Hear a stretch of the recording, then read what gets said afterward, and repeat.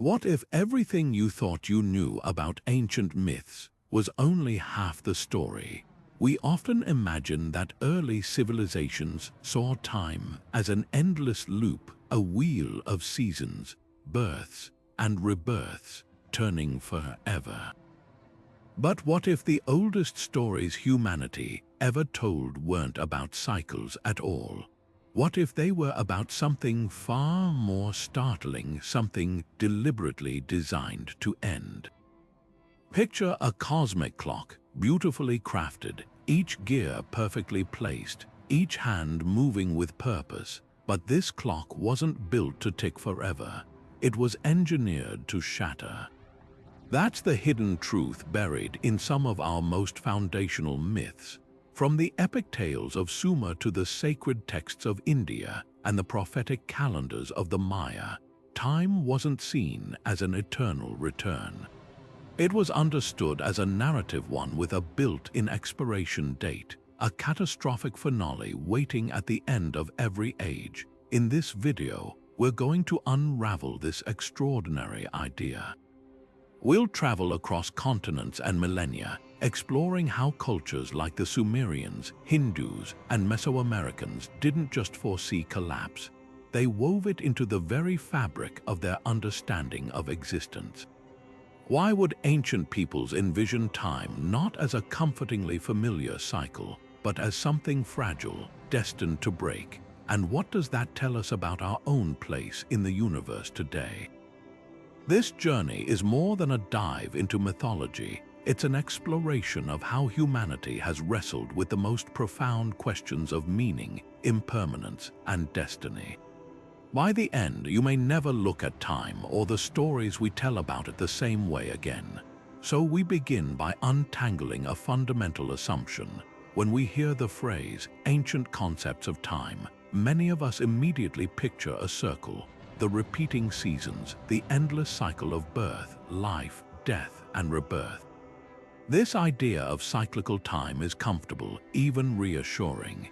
It suggests that no matter what happens, the world will always reset, that history is a wheel that turns forever. But this is only one side of the story, and frankly, it's not the most fascinating one. A deeper look reveals a far more dramatic and intentional design hidden within these ancient narratives. This is the concept of engineered time. Think of it this way. Cyclical time is like an hourglass that gets flipped over and over. The sand runs out, but someone always turns it, and the process begins again. It's predictable, it's eternal. Engineered time, however, is an hourglass crafted from the start to be shattered. It's a masterpiece of glass and wood, designed with a specific, finite amount of sand. Once that final grain falls, the entire device is meant to break apart irrevocably. The end isn't a pause, it's the entire point of the design. This is the profound distinction we find in so many creation stories. Time isn't on a loop, it's on a collision course. To understand this, we need to grasp the vocabulary of the ancients.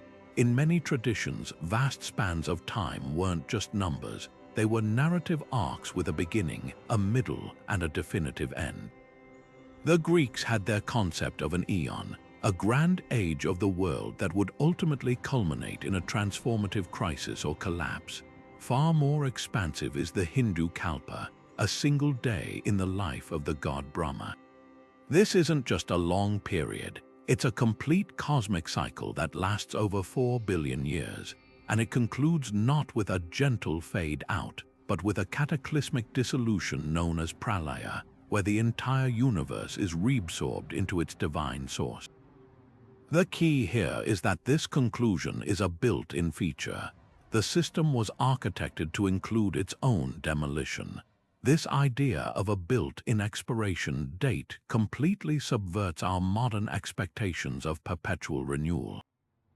It implies a creator or a set of cosmic laws that doesn't aim for eternity but for a specific, often violent conclusion. The purpose of existence within this framework isn't to repeat forever, but to play out a destined story that leads to a final, necessary rupture. Why would cultures from across the globe independently arrive at such a seemingly bleak conclusion? It suggests a profound understanding of impermanence, a recognition that all structures, even divine ones, contain the seeds of their own destruction. This foundational distinction between a wheel that turns and an arrow that flies straight toward its target sets the stage for everything that follows, inviting us to see these ancient myths not as tales of comfort, but as intricate blueprints for collapse. To truly grasp the idea of time as something engineered for collapse, we must journey back to where written history itself begins, the Fertile Crescent of ancient Mesopotamia with the Sumerians. Here, in the world's oldest known myths, we don't find a universe designed for peaceful, endless repetition. Instead, we discover a cosmos forged in a violent act of rebellion, one that contains the very code for its own eventual destruction from the moment of its inception. This foundational blueprint is laid out in the Enuma Elish, the Babylonian epic of creation that draws from even older Sumerian traditions. The story begins not with a benevolent, all-powerful god, but with a state of primordial chaos represented by the watery goddess Tiamat.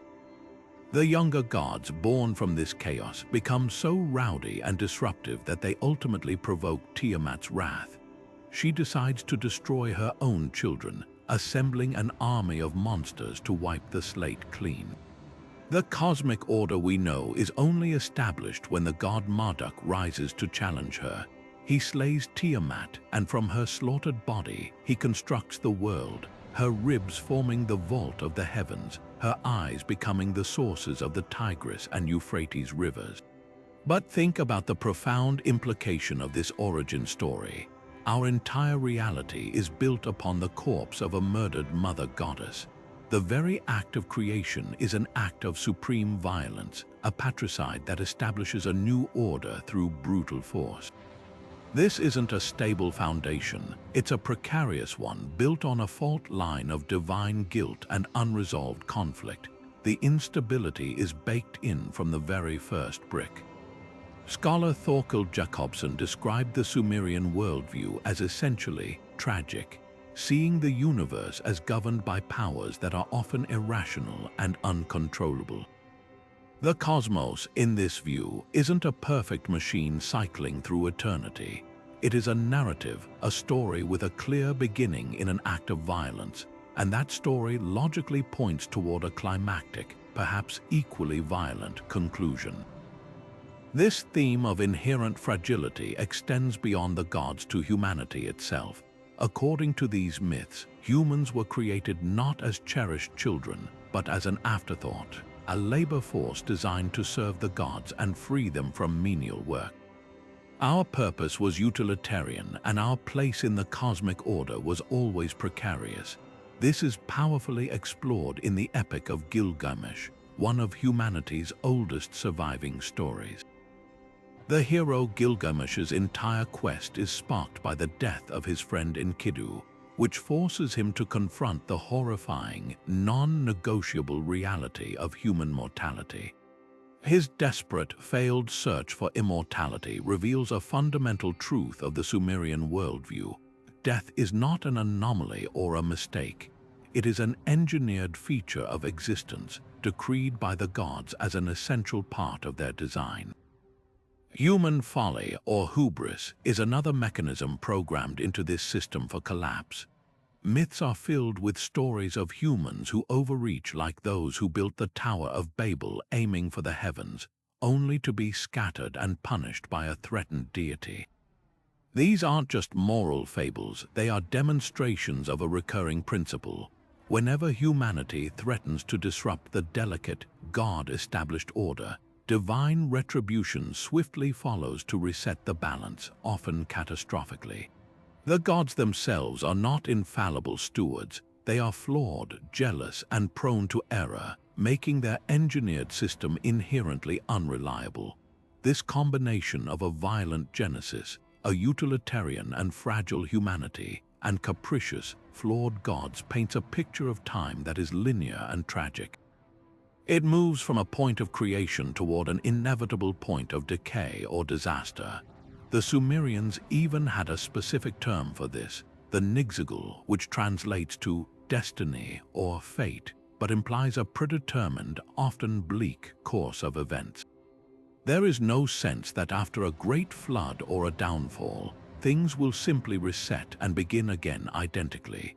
The collapse is a unique, terminal event within the narrative arc of their world. By examining these oldest of stories, we see that the concept of time as a fragile, destined-to-break system isn't a later philosophical invention. It is one of the very first ways humanity tried to make sense of its place in a vast and often frightening universe. While the Sumerians saw time as a tragic narrative arc, Hindu cosmology presents us with a vision of time so vast it defies human imagination, yet it shares that same core principle of an engineered and inevitable end. At first glance, the four repeating yugas Satya, Treta, Dvapara, and Kali might appear to be a perfect example of a cyclical system, but to stop there is to miss the breathtaking, terrifying grandeur of the full picture. This is not a simple circle, it is an ascending spiral of ages, each one darker than the last, all leading toward a final, calculated dissolution that is anything but a gentle reset. The true scale of this design is measured in kalpas. A single kalpa is one full day in the life of the creator god Brahma, a period that lasts for 4,320,000,000 human years. Within this one day, 14 manvantaras, or cycles of humanity, come and go, each with its own progenitor and its own set of gods. But when Brahma's day ends, so does the entire universe.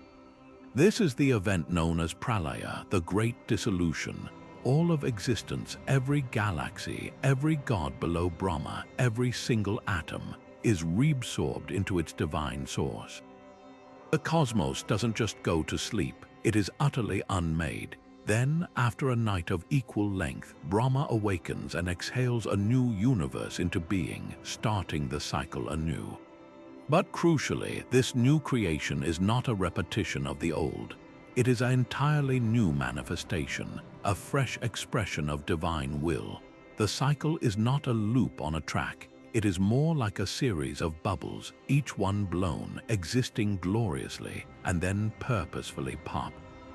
The mechanism driving this system toward its inevitable collapse is the steady and irreversible decay of Dharma. Dharma is the cosmic law that upholds order, truth, and righteousness. The four yugas represent its gradual decline. We begin in the Satya Yuga, a golden age where virtue reigns supreme and humanity lives in harmony with the divine. But with each successive age, Dharma diminishes by 1/4. By the time we reach our current era, the Kali Yuga, only a single quarter of Dharma remains. The world is shrouded in ignorance, conflict, and illusion. It is a period of spiritual entropy where the universe winds down not physically, but morally and ethically. This isn't a random downturn, it is a predetermined, engineered descent. The system is designed to wear out, to exhaust its potential for order, making the final dissolution not a punishment, but a necessary release and a purification. The imagery used to describe Pralaya is not one of gentle recycling, but of absolute finality. Ancient texts like the Vishnu Purana describe how, at the end of a kalpa, a terrifying fire erupts from the mouth of the serpent Shesha, consuming the three worlds. This is followed by colossal clouds pouring down rain until the entire universe is submerged in a cosmic ocean. Everything dissolves back into the primordial waters, with only Lord Vishnu asleep on the serpent, preserving the seed of the next creation within his belly. This is not a cycle of rebirth, it is a total collapse of form and structure, a return to the source that is both destructive and profoundly creative. Philosophers and scholars have long interpreted this not as a bleak prophecy, but as a profound metaphor for the spiritual journey. The decay of the ages mirrors the individual soul's entanglement in the material world, and the great dissolution represents the ultimate goal, moksha, or liberation. The universe itself must be destroyed for the souls within it to be freed from the cycle of samsara, the endless rounds of birth and death. In this view, time's ultimate purpose is to create the conditions for its own transcendence. The grand design isn't aimed at perpetual existence. It is engineered for a final, glorious collapse that allows for a return to pure, undifferentiated consciousness. This challenges the comforting notion of endless rebirth, proposing instead that the cosmos, in its magnificent wisdom, is always moving toward a final, silent, and absolute conclusion.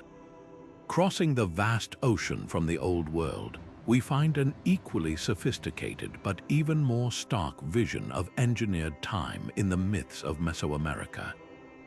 Here, the Aztec and Mayan peoples did not envision a single creation, but a series of them, each one a divine experiment that failed catastrophically. Theirs was a cosmos of trial and error, where the gods were not infallible architects but frustrated artists, repeatedly wiping the canvas clean and starting over, each time hoping to create a more stable masterpiece.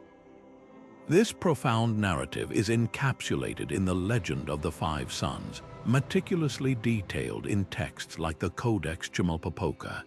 Each sun represents not just a source of light, but an entire age of existence, a complete world with its own inhabitants and its own destined catastrophic end. The first age, Nahui Oslotl or 4 Jaguar, was inhabited by giants and destroyed when the jaguar gods of the night sky descended to devour them all. The second world, Nahui Ehekatl or 4 Wind, was swept away by monstrous hurricanes. The third, Nahui Quiahuatl or 4 Rain, was consumed by a rain of fire, and the fourth, Nahui Atl or 4 Water, was lost in a great flood that turned the survivors into fish. The cause of each destruction was a fundamental flaw in the creation itself. The first humans were too powerful, the next too foolish, another irredeemably wicked. The gods were not punishing these worlds out of mere anger. They were performing a necessary correction, dismantling a flawed model to make way for a new, hopefully better prototype. This reveals a world-view where imperfection is baked into the very act of creation. The universe is not a perfect, eternal machine. It is a workshop, and collapse is the primary tool for quality control.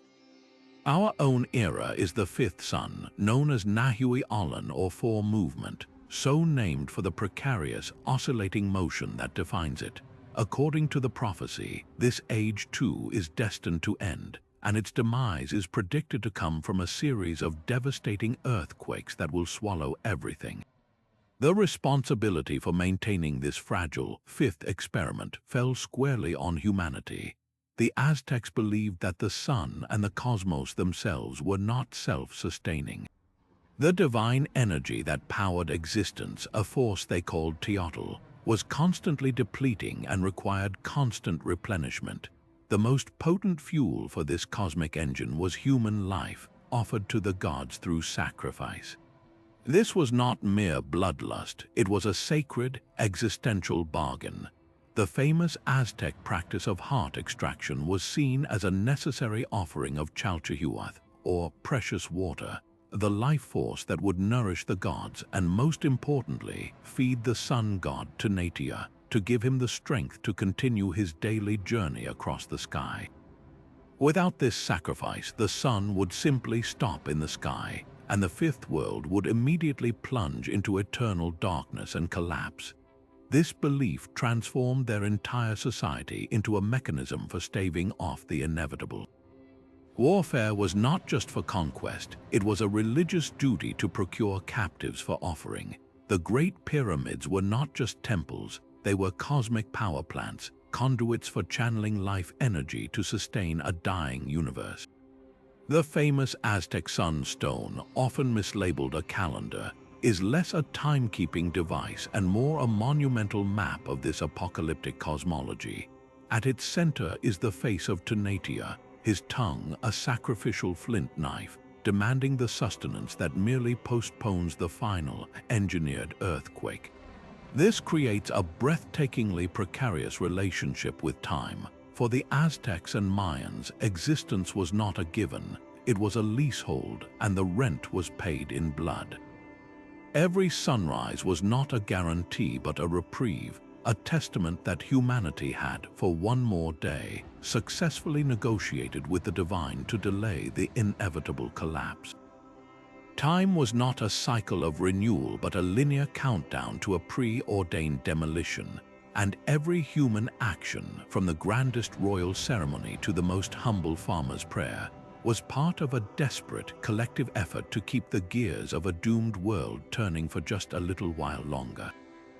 Leaving the sun-scorched pyramids of Mesoamerica, we voyage now to the mist-shrouded fjords of the north, where the Norse myths present a vision of cosmic collapse that is both brutally direct and deeply personal. Here, the end is not a distant calculation or a divine reset. It is Ragnarok, the twilight of the gods, a final, glorious battle that feels less like a predestined event and more like a spectacular act of divine self-sabotage. The key to understanding this engineered collapse lies not in an impersonal cosmic clock, but in the deeply flawed nature of the gods themselves. From the very beginning, the seeds of destruction are sown through the actions of the Aesir, the principal pantheon of Norse gods. Consider the figure of Loki, the trickster. He is not an outsider but a blood brother to Odin, welcomed into the halls of Asgard. His betrayals are not the acts of a mere villain, but the inevitable result of a system that simultaneously relies on and rejects chaos.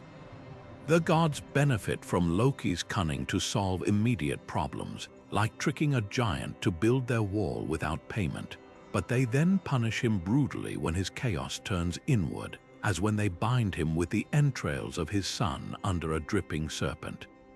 This cycle of use and abuse doesn't contain the problem. It guarantees his transformation into their ultimate enemy at Ragnarok. The gods are actively engineering their own opposition. Odin, the All-Father, is perhaps the greatest architect of this coming collapse. His entire existence is a desperate, paranoid race against a fate he knows is coming. He sacrifices an eye for wisdom, hangs himself on the world tree Yggdrasil for 9 nights to gain knowledge of the runes, and constantly seeks prophecies from the dead. All of this is done to avert Ragnarok, yet his very actions to prevent it often set its gears in motion. His relentless gathering of the greatest warriors in Valhalla, the Einherjar, is meant to build an army for the final battle. But in doing so, he sows discord across the mortal realms, fueling the very wars that will feed the chaos of the end times. His fear of the prophesied wolf Fenrir leads him to have the beast bound, an act of betrayal that only deepens the creature's rage and ensures it will break free with vengeance in its heart.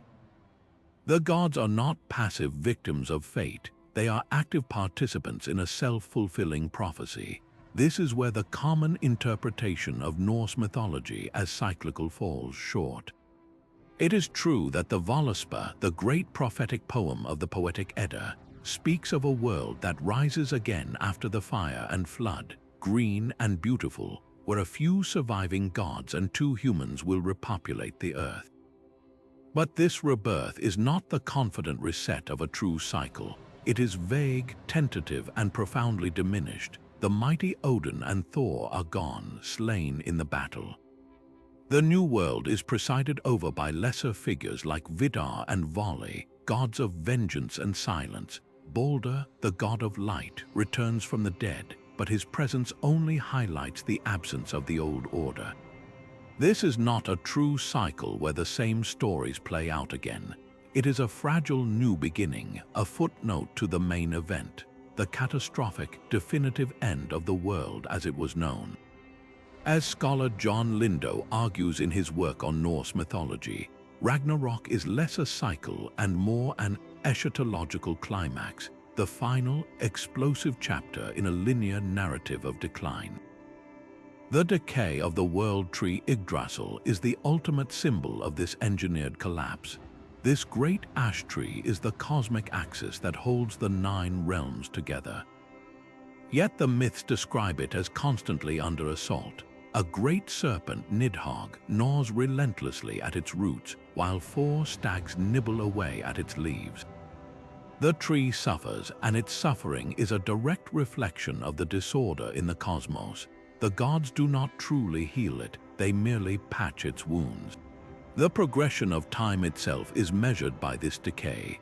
The final sign of Ragnarok's arrival is not a star falling or a trumpet sounding, but the shaking of Yggdrasil itself, a sign that the foundational support of all reality is giving way.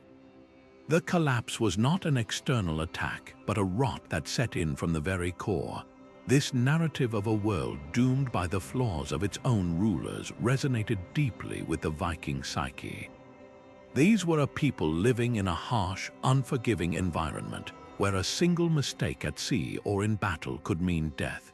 Their heroes were not invincible paragons, but mighty warriors who faced their doom with courage and humor, knowing fate was inevitable. The Norse myths provided a mirror to this reality. They offered a universe where even the gods were not immortal, where their choices had dire consequences, and where the ultimate virtue was not victory, but the courage to face a beautifully, tragically engineered end with a defiant laugh on your lips. Now we turn to the land of the Nile, where the sun's daily journey was the very heartbeat of existence. But far from a simple, reassuring cycle of day and night, the ancient Egyptians saw this journey as a perilous, linear battle against absolute annihilation, a battle that had to be fought and won anew every single day. Theirs was a cosmos where order was not a default state, but a fragile victory that required constant, vigilant maintenance against the ever-present forces of chaos. This epic struggle is detailed in profound funerary texts like the Amjuat, which means that which is in the underworld. This wasn't a book of prayers for the dead. It was a literal guidebook and a dramatic script for the most critical event in the cosmos, the sun god Ra's nightly voyage through the 12 hours of the Juat, the Egyptian underworld. This journey was not a peaceful rest. Each hour was a separate region packed with treacherous gateways guarded by hostile demons, lakes of fire, and the ultimate embodiment of chaos, the great serpent Apep. Ra, in his solar bark, had to navigate these dangers, aided by a crew of guards and the magic spells of the deceased pharaoh. The goal was not just to pass through, but to defeat Apep each night, ensuring the sun could be reborn at dawn. This is the crucial distinction. Every sunrise was not an automatic, guaranteed event. It was a hard-won triumph. The dawn was a temporary victory in an ongoing war, a sign that for one more day, the forces of order had managed to stave off the eternal darkness of non-existence. If Ra failed in his journey, if Apep ever succeeded in devouring the solar bark, the universe would not simply reset. It would end. Time for the Egyptians was therefore linear and progressive, a single, unending effort to push back against entropy, moving from a point of creation toward an uncertain future where collapse was a very real and present danger. The entire Egyptian civilization was, in a sense, a machine designed to assist Ra in this eternal struggle. This purpose was embodied in the central concept of Maat.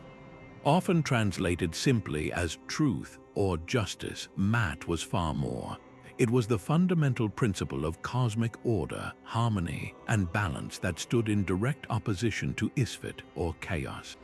Pharaoh was not just a political ruler, he was the living embodiment of Maat on earth. His primary duty was not to conquer lands, but to maintain this balance through rituals, offerings, and correct rule. Temple ceremonies were not just acts of worship, they were essential maintenance work on the fabric of reality itself. The iconic image of the pharaoh smiting his enemies was a potent symbol of this. He was defeating the forces of Isfet, ensuring the Nile would flood, the harvests would be bountiful, and the sun would rise. This linear, high-stakes view of existence is most powerfully illustrated in the moment of personal judgment faced by every soul after death, as depicted in the Book of the Dead. The famous weighing of the heart ceremony was the ultimate test of a lifetime's adherence to Maat. The deceased's heart, believed to hold all their deeds and intentions, was placed on a scale balanced against the feather of Maat. The god Thoth stood ready to record the result, while a monstrous hybrid creature, Ammit part lion, hippo, and crocodile waited eagerly nearby. If the heart was heavy with sin and heavier than the feather, the balance was broken. The outcome was not a second chance or a cycle of reincarnation. It was immediate and total annihilation. Ammit would devour the heart, and the individual's soul would cease to exist utterly and forever. This was the second death, a complete obliteration far more terrifying than physical death. Success, on the other hand, meant the soul was declared true of voice and could proceed to join the gods and the justified dead in the blessed field of reeds. But this was not a cyclical return to life on earth. It was a one-way journey to a static, perfected afterlife. The entire process was a linear progression toward a final, irreversible judgment. Eternal existence in harmony with the cosmos, or absolute, engineered oblivion. Tomb inscriptions and coffin texts are filled with spells designed to help the deceased navigate this dangerous linear path, pleading with their own heart not to testify against them. One spell from the Book of the Dead implores, "O my heart of my mother, do not stand up against me as a witness. Do not tell lies about me in the presence of the god." This palpable anxiety reveals a profound understanding. The universe was not built for comfortable, endless recycling. It was engineered as a testing ground, a precarious straight line from birth to a final, definitive verdict that would determine whether a soul achieved eternity or was permanently deleted from the cosmic record. The Greek vision of the cosmos shared this profound sense of inherent fragility, where even the reign of the Olympian gods was not a permanent state of bliss, but merely the latest chapter in a bloody saga of inevitable downfall. This worldview is laid out with stark clarity in the works of the poet Hesiod, particularly in his Theogony and Works and Days. Here, we don't find a universe that cycles peacefully. Instead, we see a linear, generational narrative of power seized through violence and destined to be lost the same way. It all begins with the primordial chaos of Gaia, the earth, and Uranus, the sky. Their union creates the Titans, but Uranus, fearing their power, imprisons them deep within Gaia. This act of oppression sparks the first cosmic rebellion. Gaia gives her youngest Titan, Cronus, an adamantine sickle, and with it he ambushes his father, castrating him and seizing the throne. The very act of creation is thus tied to mutilation and betrayal. Cronus, now the ruler, is immediately haunted by a prophecy that he too will be overthrown by one of his own children. In a desperate attempt to cheat this fate, he swallows each of his offspring at birth. But his wife Re manages to save the youngest, Zeus, who is raised in secret. When he comes of age, Zeus forces Cronus to disgorge his siblings and launches a terrible war against the Titans, the Titanomachy. This decade-long battle of gods and monsters finally ends with the Titans defeated and imprisoned in the abyssal pit of Tartarus. Zeus establishes a new order from Mount Olympus, but the pattern is now irrevocably set. The universe operates on a principle of violent succession. Each generation of rulers gains power by overthrowing the last, and each lives in the paralyzing fear that their own children will someday do the same to them. This isn't a cycle, it's a grim, linear progression of regime change where each new era is born from the corpse of the old. This theme of engineered downfall extends from the divine to the human realm in Hesiod's Ages of Man, a story of 5 successive races of humanity, each more degenerate than the last. It begins with a golden race who lived in ease and peace during the reign of Cronus. But this idyllic age ends, and they are succeeded by a silver race, then a bronze race, each more violent and impious than the last. The fourth race is the race of heroes, a slight improvement, but it is our era, the Iron Race, that represents the absolute nadir. Hesiod describes a time of endless toil, misery, and moral decay, where men never rest from labor and sorrow by day and from perishing by night. The trajectory is one of irreversible decline. There is no suggestion that after the Iron Age comes another Golden Age. The narrative points only downward toward a final collapse when Zeus will finally destroy this race of humans as well. The clock is ticking on humanity itself. The story of Prometheus adds another crucial layer to this engineered countdown. When Prometheus, the cunning titan, steals fire from the gods and gives it to humanity, he isn't just giving us warmth and light. He is gifting us the spark of technology, civilization, and ambition. This act of defiance introduces a new variable into the cosmic equation. Zeus, enraged, punishes Prometheus by having him chained to a rock where an eagle eternally devours his liver. But his punishment for humanity is even more insidious. Zeus orders the creation of the first woman, Pandora, and gives her a jar filled with all the evils of the world: sickness, toil, strife, and despair. When her curiosity gets the better of her and she opens the jar, these plagues are unleashed upon humanity, leaving only hope trapped inside. This myth explains the presence of evil in the world, but more importantly, it frames human progress as a catalyst for divine retribution. Our ambition, our drive to better our condition, is itself the trigger for our suffering and our eventual promised collapse. The fire of progress is also the fuse on our own destruction. Overseeing this entire tragic architecture is the unyielding force of Moira, often translated as fate or destiny. But for the Greeks, Moira was not a vague suggestion. It was a divine, preordained blueprint for every life and every event. It was a cosmic law that even the gods were subject to. This is the central, heartbreaking engine of the greatest Greek tragedies. In Sophocles' Oedipus Rex, the protagonist's every desperate attempt to avoid the prophecy that he will kill his father and marry his mother only serves to maneuver him directly into its fulfillment. His downfall is not a punishment for a random sin. It is the inexorable working out of a destiny engineered before his birth. Similarly, in Aeschylus's Orsteia trilogy, the curse upon the house of Atreus drives generation after generation to murder and revenge, creating a chain of violence that seems impossible to break until the gods themselves intervene to establish a new legal order. The characters are trapped in a narrative designed for their ruin. Even the philosophers who later contemplated cosmic cycles could not escape this underlying theme of decay. Plato, in his dialogue, The Statesman, presents a myth of the universe alternating between ages of growth and ages of decline, governed by a divine pilot.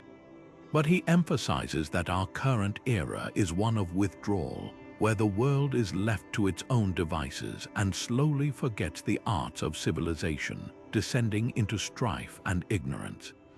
For Aristotle, time might be a measurement of motion, but human societies, like all natural things, had a natural life cycle of birth, maturity, and decay.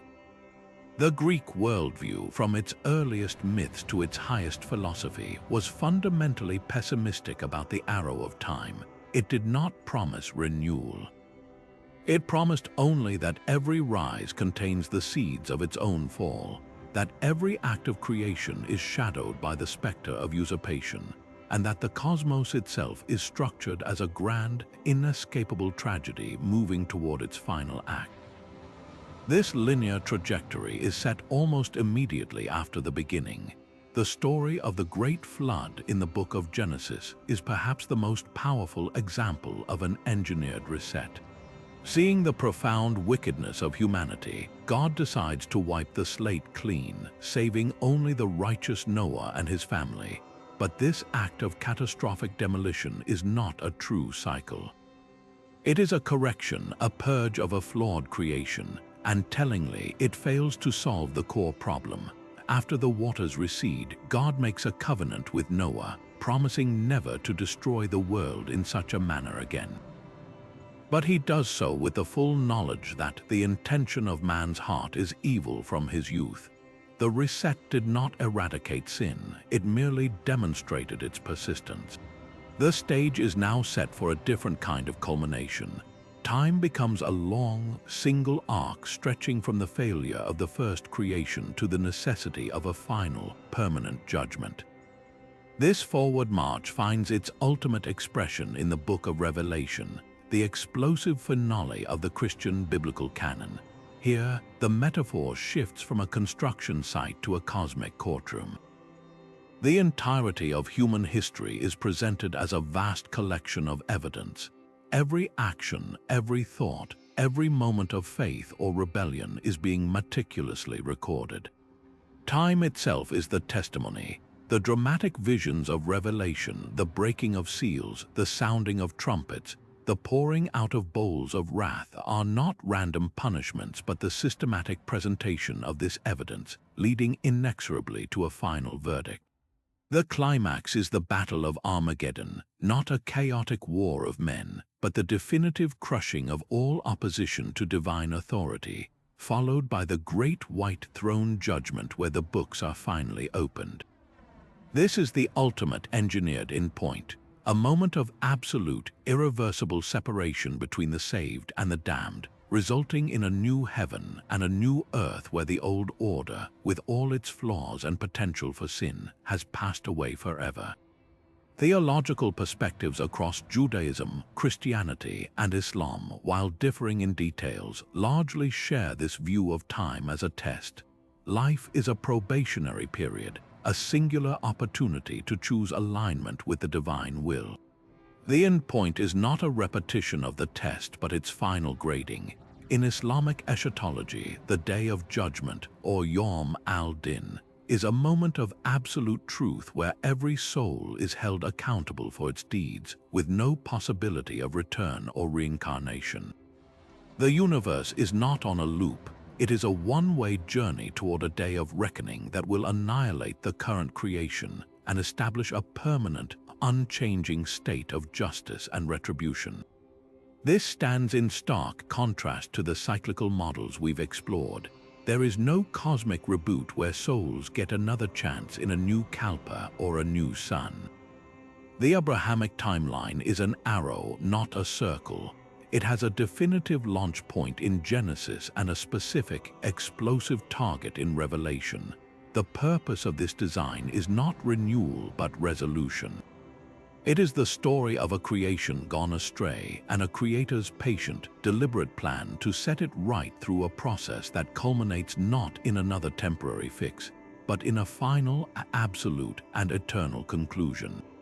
The entire narrative of the Bible, from Genesis to Revelation, is the story of this divine engineering project, with humanity's choices providing the data and God's sovereignty ensuring the ultimate, decisive collapse of the old order to make way for the new. So why would cultures separated by oceans and millennia consistently dream up these visions of cosmic demolition? Why engineer collapse into the very heart of existence? The answer lies not in the stars but deep within the human psyche itself. These myths weren't born from a desire for doom, but from a profound need to make sense of a chaotic and impermanent world. They provided a framework to answer our most fundamental existential anxieties. The Romanian historian of religion Mircea Eliade offered a powerful lens for understanding this. He argued that a primary function of myth is to provide a sacred model for human behavior by narrating the deeds of gods and heroes in Illud Tempus, that primordial, sacred time. Myths of chaos and renewal, of collapse and recreation, serve a crucial purpose. They help a society navigate the terrifying randomness of history by grounding it in a repeating, sacred pattern. Even an engineered collapse, a final ending, fits this mold. It offers a definitive, meaningful conclusion to the story, transforming random suffering into a necessary part of a grand divine plan. A world that simply cycles endlessly can start to feel like a trap, a meaningless repetition where nothing ultimately matters because everything will just happen again. But a world with an engineered climax, a final battle, or a great dissolution gives every action weight and purpose. The struggle against decay, the pursuit of virtue, the very act of sacrifice, all of it becomes meaningful because it is part of a story racing toward a definitive, transformative finale. This deep-seated preference for narrative closure is something we carry with us today, evidenced by the stories we crave. Look at the modern blockbuster film industry. Our most popular tales are not open-ended slices of life. They are epic trilogies and superhero sagas that build toward a definitive, world-altering climax. The entire Marvel Cinematic Universe, for instance, was meticulously engineered over a decade to culminate in the apocalyptic event of Avengers Endgame. Audiences didn't find this depressing, they found it immensely satisfying. We flocked to stories like The Lord of the Rings or Star Wars, where the fate of entire galaxies hangs in the balance, precisely because they offer that clear narrative arc, a rising action, a climactic battle, and a resolution that provides a sense of closure. These modern myths tap into the same ancient need for a story that ends, for a struggle that has a point. The apocalypse, in this sense, is the ultimate plot device. It resolves all tension, answers all questions, and provides a clear before and after. It allows us to safely explore our deepest fears about annihilation from the comfort of a theater seat, granting us the catharsis of witnessing an ending and often a hopeful new beginning emerging from the ashes. This connects to a much larger philosophical question about the human condition. Does the inevitability of collapse, in fact, give purpose to our struggle? If we knew the universe was eternal and unchanging, would our actions hold the same significance? The concept of engineered time suggests that limitation is what creates meaning. The knowledge that something is fragile, precious, and finite is what makes us value it. Our own mortality is the ultimate engine of meaning in our personal lives.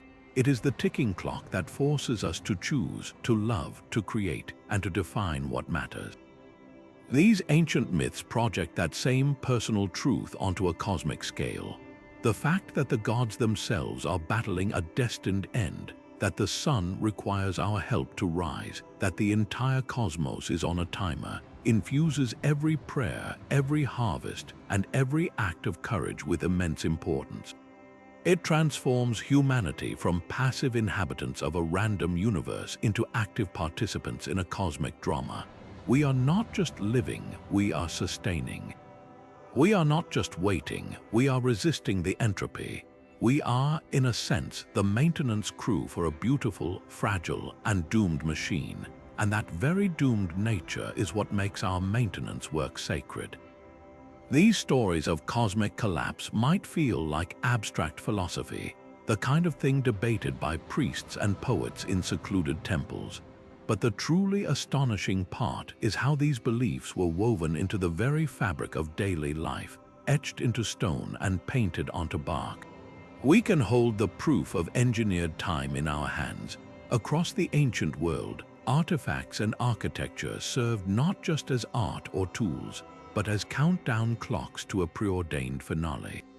In the British Museum, you can find a small, unassuming clay cylinder from ancient Mesopotamia, intricately carved with a scene that tells a terrifying story. It depicts the god Ninurta, armed with a bow and arrow, standing triumphantly over a monstrous, lion-headed creature. To the untrained eye, it's just another mythological battle. But experts understand this as a visual representation of the myth of Anzu, a story where the theft of the Tablet of Destinies by the demon Anzu threatens to unravel the entire cosmic order.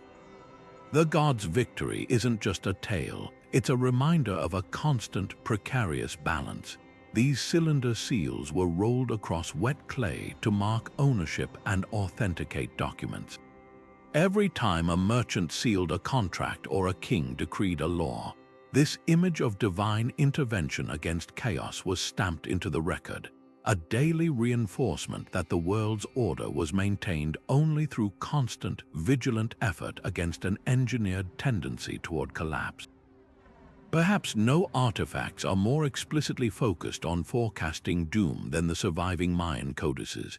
The Dresden Codex, a fragile book of bark paper, is less a calendar and more an astronomical almanac for predicting catastrophe.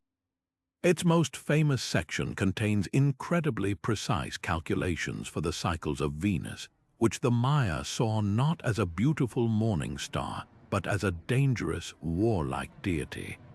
The Codex outlines which phases of Venus were auspicious for launching raids, and more importantly, which were portents of great misfortune, drought, and the descent of chaos.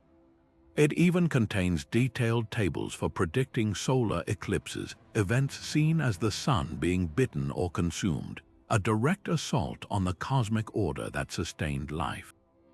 These weren't abstract calculations for scholarly priests. They were practical, vital tools for governance. A ruler would consult these tables to know when to perform the most extreme acts of sacrifice, hoping to nourish the gods and stave off the predicted collapse. The Codex is a tangible, mathematical expression of the belief that time was a precise, terrifying countdown that required constant human intervention to delay. Even the Antikythera mechanism, that astonishingly complex Greek analog computer found in a shipwreck, tells a dual story. On one level, its intricate bronze gears perfectly modeled the cyclical motions of the sun, moon, and planets, predicting eclipses and the dates of the Olympic Games. It is a breathtaking testament to the human desire to find predictable order in the heavens. Yet, for all its mechanical perfection, its primary function was to track omens. In the ancient Greek world, an eclipse was not a fascinating astronomical event. It was a terrifying portent, a sign that the natural order was breaking down, often interpreted as the anger of the gods or a coming disaster for a king. The very precision of the mechanism amplified the anxiety. By being able to predict the exact date of a potential omen, the device didn't just track time, it manufactured anticipation and dread. The breakdown it forecast wasn't its own, but that of the political and cosmic order it was built to monitor. Its genius lies in the paradox of using flawless cycles to warn of impending, linear catastrophe. This connection between celestial events and earthly fate was literally set in stone through sacred architecture. Temples across the ancient world were precisely aligned to act as monumental calendars and alarm systems. The Great Pyramid of Chichen Itza, known as El Castillo, is a masterclass in this engineering. During the spring and autumn equinoxes, the interplay of sunlight and shadow creates the illusion of a serpent slithering down the pyramid staircase, a manifestation of the feathered serpent god Kukulkan. This was more than a spectacular light show. It was a public reaffirmation that the gods were present and the cosmic order was, for the moment, intact. But these alignments also marked dangerous times. Solar eclipses could only occur during a new moon near a lunar node, a cycle that would have been carefully tracked. A temple aligned to the solstice sun could also, by extension, signal when these ominous periods were approaching. The architecture itself became a mechanism for knowing when the gears of the universe were about to click into a position that could trigger collapse, forcing the community to prepare through ritual and sacrifice. Renowned archaeologist Anthony Aveney, a pioneer in the field of archaeoastronomy, has spent a lifetime studying these connections. He argues that we must see these structures and artifacts not as separate from myth, but as their physical embodiment. He writes, "The celestial order was a model for the social order. The precise movement of the stars provided a template for how society should function, and any deviation, an eclipse, a comet, a planet moving retrograde was a crack in that template, a sign that the entire system was in danger of failing. This wasn't superstition. It was a sophisticated form of knowledge that linked human action directly to the stability of the cosmos. The tangible evidence left behind the seal, the codex, the geared computer, the aligned temple, proves that engineered time was not a fleeting philosophical idea. It was a practical reality that shaped empires, dictated wars, and demanded the ultimate sacrifices, all in a desperate and beautiful attempt to hold back a doom that was written into the very blueprint of existence. Yet despite the vast geographical and cultural distances separating these civilizations, a powerful pattern of shared motifs begins to emerge. It's as if a global chorus, spread across continents and millennia, was singing the same tragic refrain about the nature of existence. When we listen closely, we can identify four dominant, recurring themes that define these engineered collapse myths: divine anger, inescapable human failure, cataclysmic natural disasters, and the concept of a definitive final age. Divine anger is rarely a simple, petty emotion in these narratives. It is a structural reaction to a breach of cosmic law. For the Sumerians, human noise and overpopulation disturbed the sleep of the god Enlil, directly provoking the flood meant to silence them. In the Hindu tradition, the decay of Dharma across the yugas is an offense to the cosmic order that necessitates the great dissolution, or Pralaya, at the end of the kalpa. The Aztec fifth sun is perpetually on the brink of collapse because humanity might fail in its sacred duty to nourish the gods, inciting their wrath through neglect rather than direct sin. The trigger is different, but the underlying principle is identical. The cosmos operates on a delicate contract, and human actions, whether noise, moral decay, or inadequate sacrifice, can violate its terms, activating a built-in divine response mechanism. This leads directly to the second motif, human failure as the catalyst. These myths present a profoundly realistic, if pessimistic, view of human nature. We are the flaw in the system. In the Sumerian epic of Gilgamesh, human ambition seeks immortality and fails, cementing our mortal fate.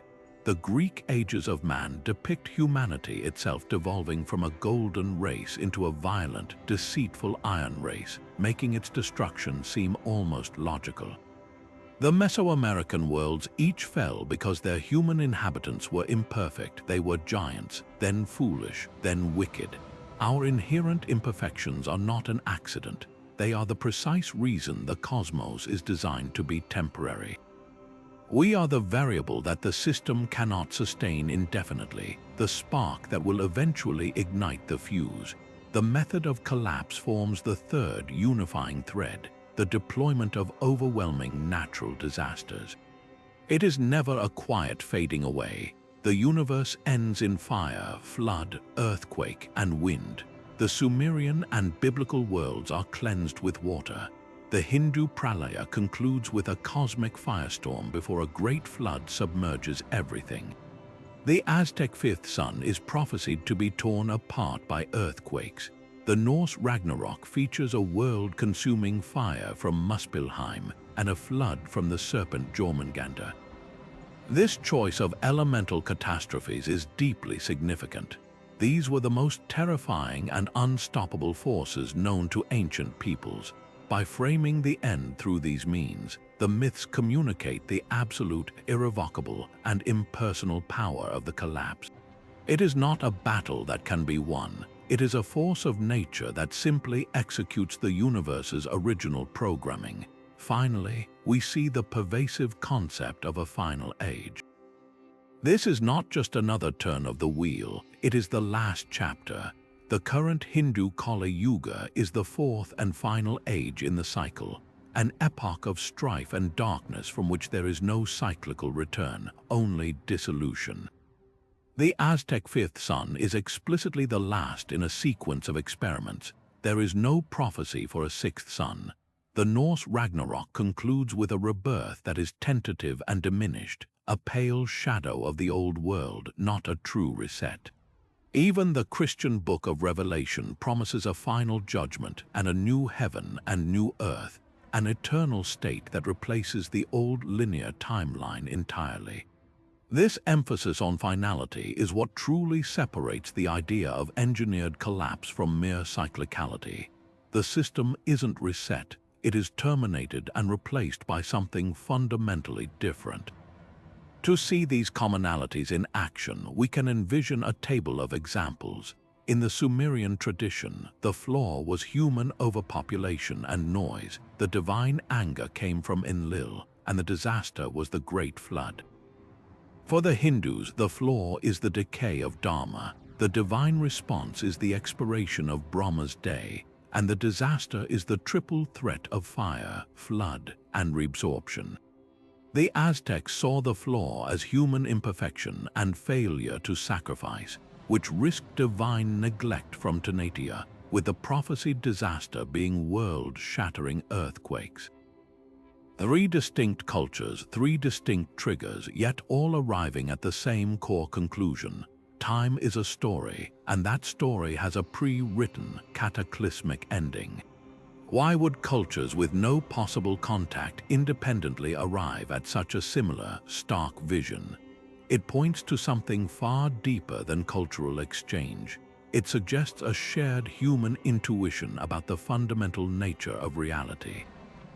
We are, as a species, uniquely aware of our own mortality and the impermanence of all we build. We see empires rise and fall, forests turn to deserts, and generations pass away. The myth of engineered collapse is the grand, cosmic projection of this universal experience. It takes our personal understanding of fragility and mortality and scales it up to the size of the universe itself. This shared archetype is less about predicting the end of the world and more about explaining the anxiety of living in one.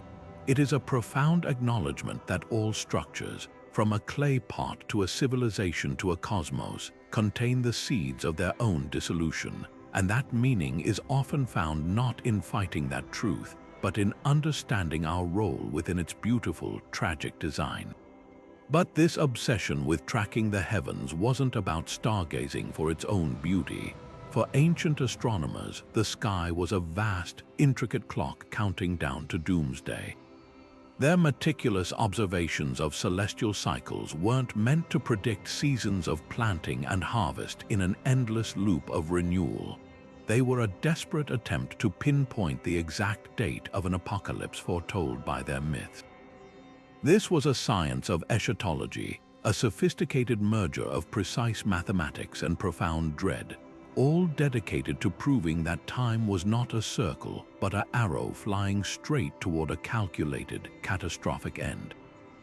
No single artifact demonstrates this terrifying precision better than the Mayan long count calendar.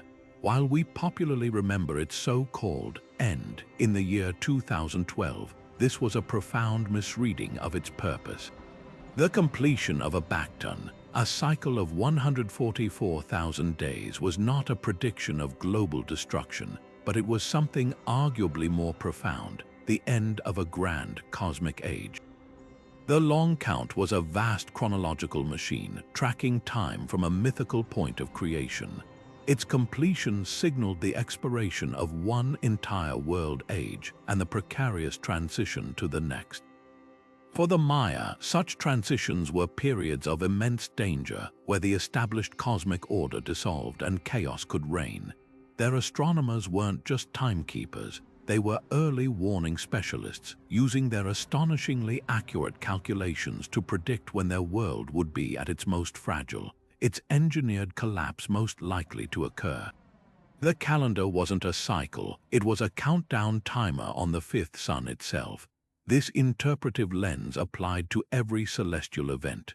A solar eclipse was not a fascinating astronomical alignment. It was the sun being bitten or consumed by a dark demon, a direct assault on the very engine of life. The Maya believed eclipses were brought on by the malevolent forces of the underworld, and their codices contain elaborate tables to predict them with remarkable accuracy. This knowledge created a society-wide state of anticipatory dread. Knowing the exact date of a potential eclipse allowed priests and rulers to prepare the only response they believed could stave off disaster. Heightened rituals, penance, and often increased human sacrifice to strengthen the sun god for his coming battle. The sophistication of the math served to heighten the anxiety, not alleviate it. They could calculate the threat, but they could not stop it, only plead for a temporary delay. This view of the heavens as a screen projecting omens of demise was a global phenomenon. In ancient Mesopotamia, cuneiform tablets record the meticulous observations of court astrologers who tracked the movements of planets like Venus. A planet disappearing into the sun's glare or appearing to move backwards in its path, what we call retrograde motion, was not a predictable orbital mechanic. It was a dire portent, a sign that the gods were angry and that the king or the kingdom itself was in grave peril. Comets, those unpredictable and breathtaking visitors, were universally feared as harbingers of war, famine, and the downfall of rulers. The very unpredictability of these events reinforced the idea that the cosmos was not a perfectly ordered machine, but a system with bugs in its code, flaws that could trigger a fatal crash at any moment. The cosmos was not benevolent, it was ominous. Even monumental structures we often associate with peaceful celestial observation, like Stonehenge on the Salisbury Plain in England, likely served this dual purpose of tracking and dread. Its precise alignment with the summer and winter solstices is well known, but these weren't just markers for a cheerful midwinter festival. The solstices represent the extreme limits of the sun's power, the point where it threatens to abandon the world to eternal darkness. The ability to mark this precise temporal boundary was a way of monitoring the stability of the cosmic order itself. The failure of the sun to reverse its southward decline after the winter solstice would have been the ultimate confirmation of a collapse. Stonehenge and other henges like it may have been a giant stone alarm system, a way for a Neolithic culture to watch the sky for the first signs that their world was beginning to unravel according to its divine design. This merging of precise science with apocalyptic myth created a unique and powerful worldview. It meant that collapse was not a random accident or a punishment meted out on a whim. It was calculated. It was built into the mathematical fabric of the universe. The gods had written the expiration date into the very motion of the stars and planets, and humanity's most brilliant minds had learned to read it. This granted a strange sense of agency amidst the fear. If you could predict the portents, you could theoretically prepare for them. You could, through immense effort and sacrifice, attempt to negotiate with the divine forces and plead for more time. This is why the role of the astronomer priest was perhaps the most important in any ancient society. They were the only ones who could read the owner's manual for a universe they knew was designed to fail, desperately trying to troubleshoot a system they knew was destined, one day, to crash for good. But these grand myths of cosmic collapse were never just abstract theology or poetic speculation. They served a much more immediate and pragmatic purpose on the ground, functioning as the ultimate tool for social and political control. Imagine a scarecrow standing guard in a vast field. It isn't real, it's a carefully engineered illusion of a threat, but its presence is enough to keep the crows at bay, to maintain order among the crops, and to protect the harvest. In much the same way, the terrifying narrative of an engineered cosmic collapse was a powerful scarecrow erected by rulers and priests. It cultivated a pervasive fear that was expertly used to justify authority, demand obedience, and ensure the stability of the entire social order. The threat of the world ending wasn't just a story, it was a mechanism of governance. We see this with chilling clarity in Aztec society.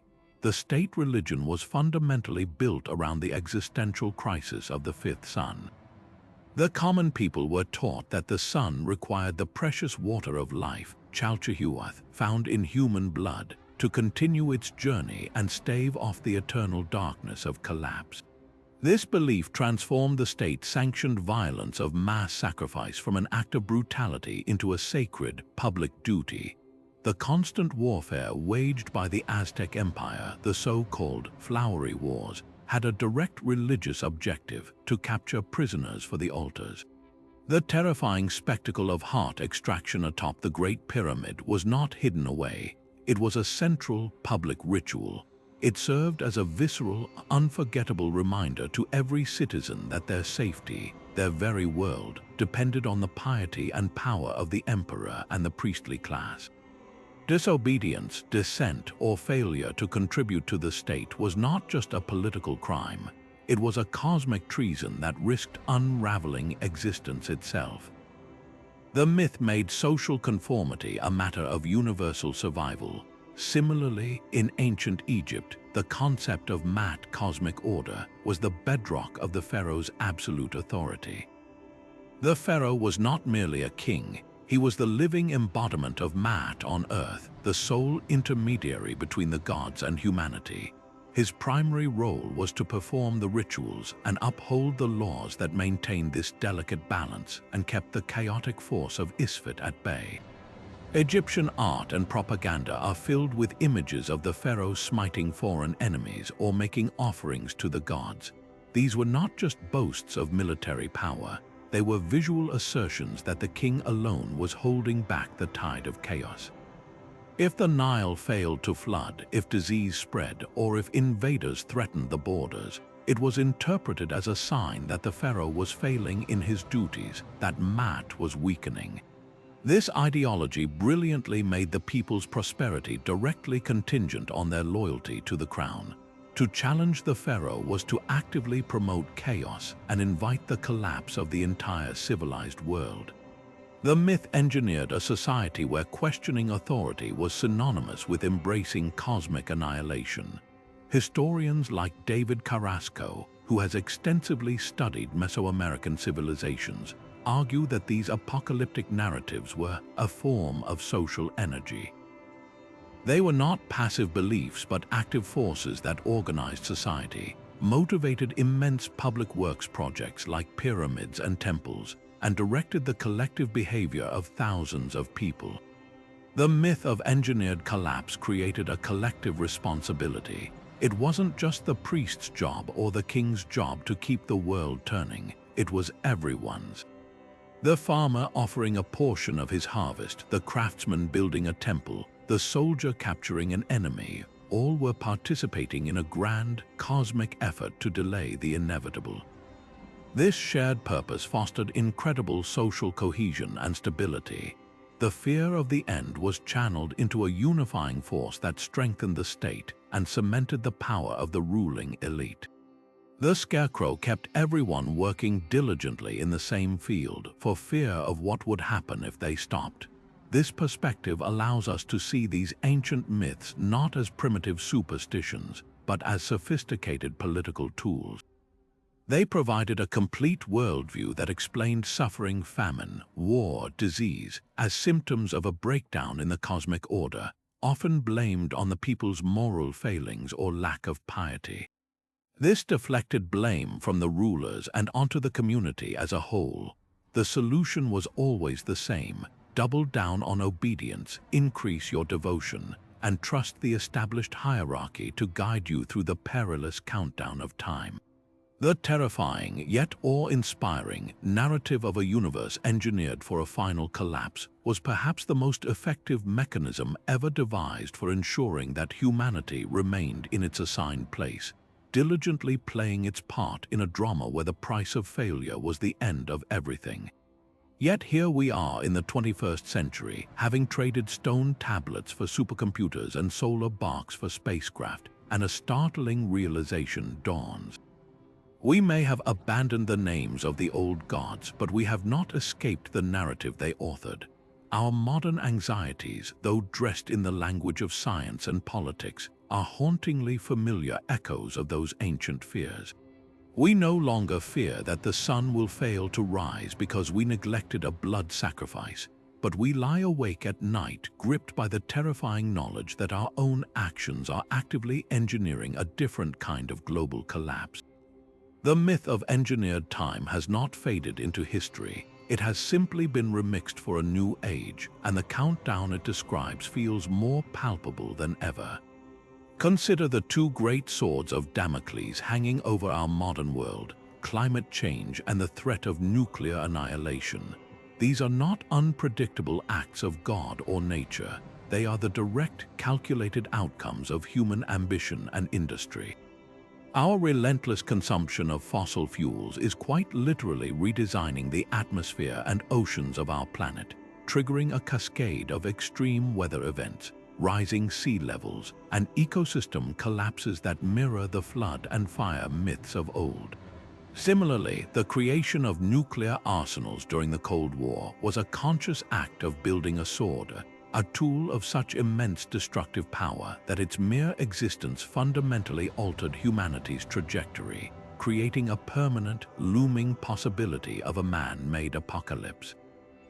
These are not cycles, they are trajectories. We are not passive victims of a random universe. We have become the active engineers of our own potential demise, playing the role of both Marduk and Tiamat in a global-scale tragedy. As futurist and philosopher Nick Bostrom has argued, we are entering an era of unprecedented vulnerability where human technology itself creates existential risks, threats that could cause our permanent extinction. This is the ultimate engineered collapse, and the blueprint is one we are drawing ourselves. Our art and storytelling reflect this deep-seated anxiety with uncanny accuracy, serving as the modern equivalent of prophetic codices. The bleak, sun-scorched deserts of the Mad Max franchise are not just imaginative fiction. They are visceral depictions of a world that has already experienced its collapse, where society has shattered into tribal violence over the last remaining resources, a direct parallel to the Aztec fear of the fifth sun's end. Even more harrowing is Cormac McCarthy's novel The Road, which presents a post-apocalyptic landscape not as an adventure, but as a silent, grey purgatory. There is no grand cause named for the catastrophe, no mythical beast to blame. The collapse is simply a fact of existence, an event that has already happened, and the story focuses on the fragile, heartbreaking effort to preserve a shred of humanity and love in its aftermath. These narratives resonate so powerfully because they tap into that ancient, subconscious understanding that our civilization, for all its steel and glass, is just as fragile as those that came before it. They are our modern-day versions of the Epic of Gilgamesh, asking what it means to be human when staring into the abyss of total loss. This brings us to a profound and unsettling question. Do we, as a species, subconsciously expect an end point? Has the myth of engineered collapse become so deeply woven into our cultural DNA that we are almost preparing for it, even as we publicly champion endless progress? The relentless optimism of the 20th century, with its promises of a gleaming, technological future, has given way to a 21st century defined by preppers, dystopian fiction, and a widespread cultural pessimism. The very concept of progress is now under scrutiny, with thinkers like philosopher John Gray arguing that the idea of human moral advancement is a myth, and that our technological power simply gives us new and more efficient ways to make the same ancient mistakes. We build smarter machines, but we do not outgrow our capacity for greed, tribalism, or hubris. This suggests that our belief in an inevitable decline, a destined downfall triggered by our own flaws, is not a new invention. It is the oldest story we have ever told, and we are still living inside its plot. The setting has changed from a Mesopotamian ziggurat to a global network of data centers, but the fundamental narrative of a creation destined to be undone by its own imperfections remains eerily, tragically, the same. Of course, this narrative of engineered collapse is a powerful and compelling framework, but to present it as the only truth would be to ignore a rich tapestry of nuance. A chorus of scholarly voices rightly urges caution, pointing out that many of these ancient traditions are not so easily categorized. They contain profound elements of cyclicity that complicate a purely linear end-time reading. The most prominent challenge comes from within the traditions we've already explored. Take Hinduism, for instance. While we focused on the Great Dissolution, the Pralaya, that ends a kalpa, it is undeniably followed by the dawn of another kalpa when Brahma awakens. This is a cycle, albeit on an almost unimaginably vast scale. The universe is destroyed and then created anew. Similarly, in Norse mythology, the Völuspá prophecy does not end with the ashes of Ragnarok growing cold. It describes a new green earth rising from the water, a new sun in the sky, and a new generation of gods and humans inhabiting it. This sounds like a classic cycle of death and rebirth. These aren't minor footnotes, they are central to the cosmological vision of these cultures, and they demand that we acknowledge a more complex model of time, one that might incorporate both a cycle and a catastrophic rupture within it. This blending of cyclical and linear elements is perhaps most sophisticated in Buddhist cosmology. Buddhist teachings explicitly describe a universe that undergoes repeated cycles of formation, duration, dissolution, and emptiness. This is a clear, cyclical framework. However, within this grand cycle, the concept of an endpoint exists on a deeply personal and philosophical level. The ultimate goal for a Buddhist is not to be reborn into the next cycle, but to achieve nirvana, a state of liberation that represents a final escape from the wheel of samsara, the endless cycle of birth, death, and rebirth. So, while the cosmos itself may cycle, the spiritual journey of the individual is a linear trajectory aimed at a definitive exit. This creates a fascinating dualism. Time is both a repeating loop for the unenlightened and a path with a final destination for the awakened. It's neither purely cyclical nor purely engineered for collapse. It is a system engineered for transcendence, with the collapse of the personal ego being the necessary key. Furthermore, we must honestly confront the myths and cultures that don't comfortably fit the engineered collapse model at all. Many indigenous cultures, particularly from North America and Australia, possess creation stories and a concept of time that is often described as everyone or dream time, a timeless, eternal present where the ancestral past is continuously alive and potent in the contemporary world. Time is not a line moving toward an end, nor strictly a circle of ages. It is a spiritual and cultural constant. The emphasis is on maintaining balance and harmony with the land in the present moment, not on preparing for or predicting a final cataclysm. The apocalypse is not a future event. It is what happens when that sacred balance is broken in the here and now. This presents a powerful counterpoint, reminding us that the human experience of time is far from monolithic and that our search for patterns must be careful not to impose a single template on every culture. Acknowledging these counterarguments and nuances does not weaken our central thesis.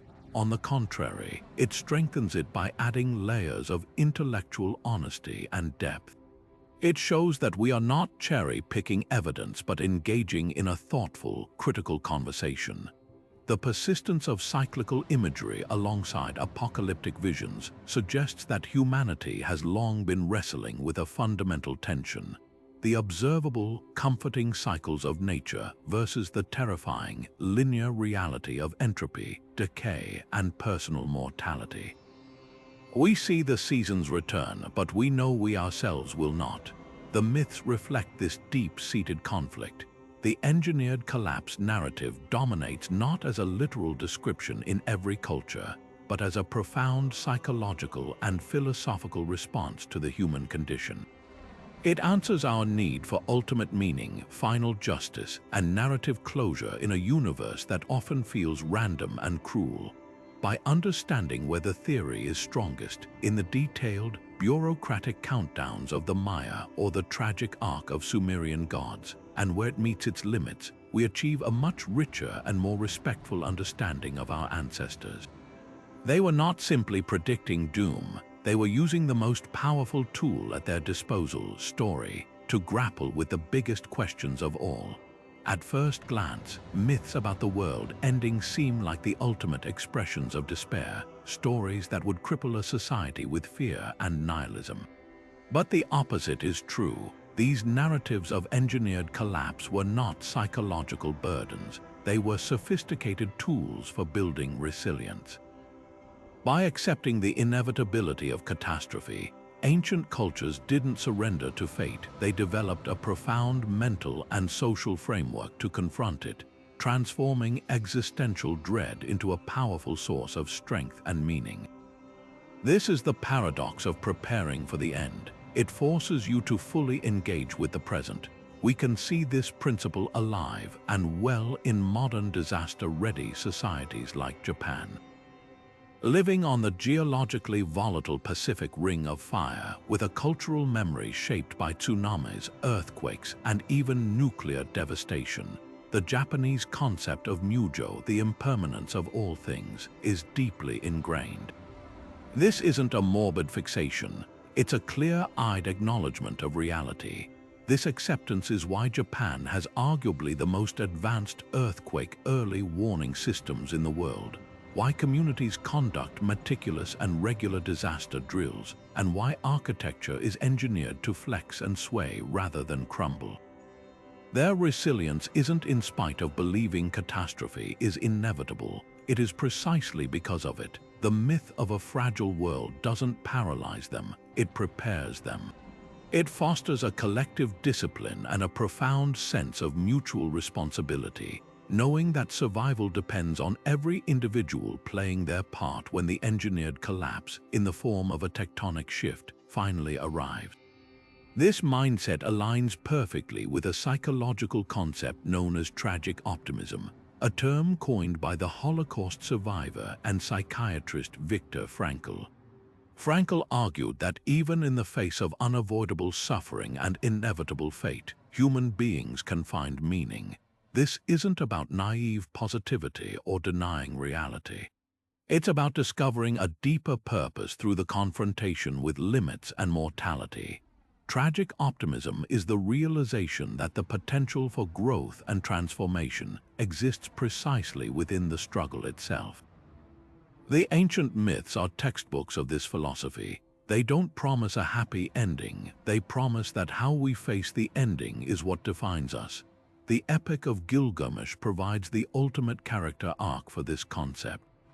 Gilgamesh begins his story as a tyrant, terrified of death and obsessed with gaining immortality. His entire quest is a desperate attempt to cheat the system, to find a way out of the mortal fate engineered for all humans. He fails, he loses the plant that grants rejuvenation to a serpent and returns to his city of Uruk empty-handed. But his failure is his education. By confronting the inevitability of his own collapse, he undergoes a profound transformation.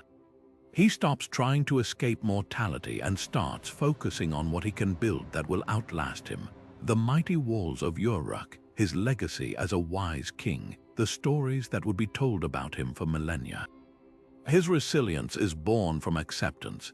He gains wisdom not in spite of his failure to achieve immortality, but because of it.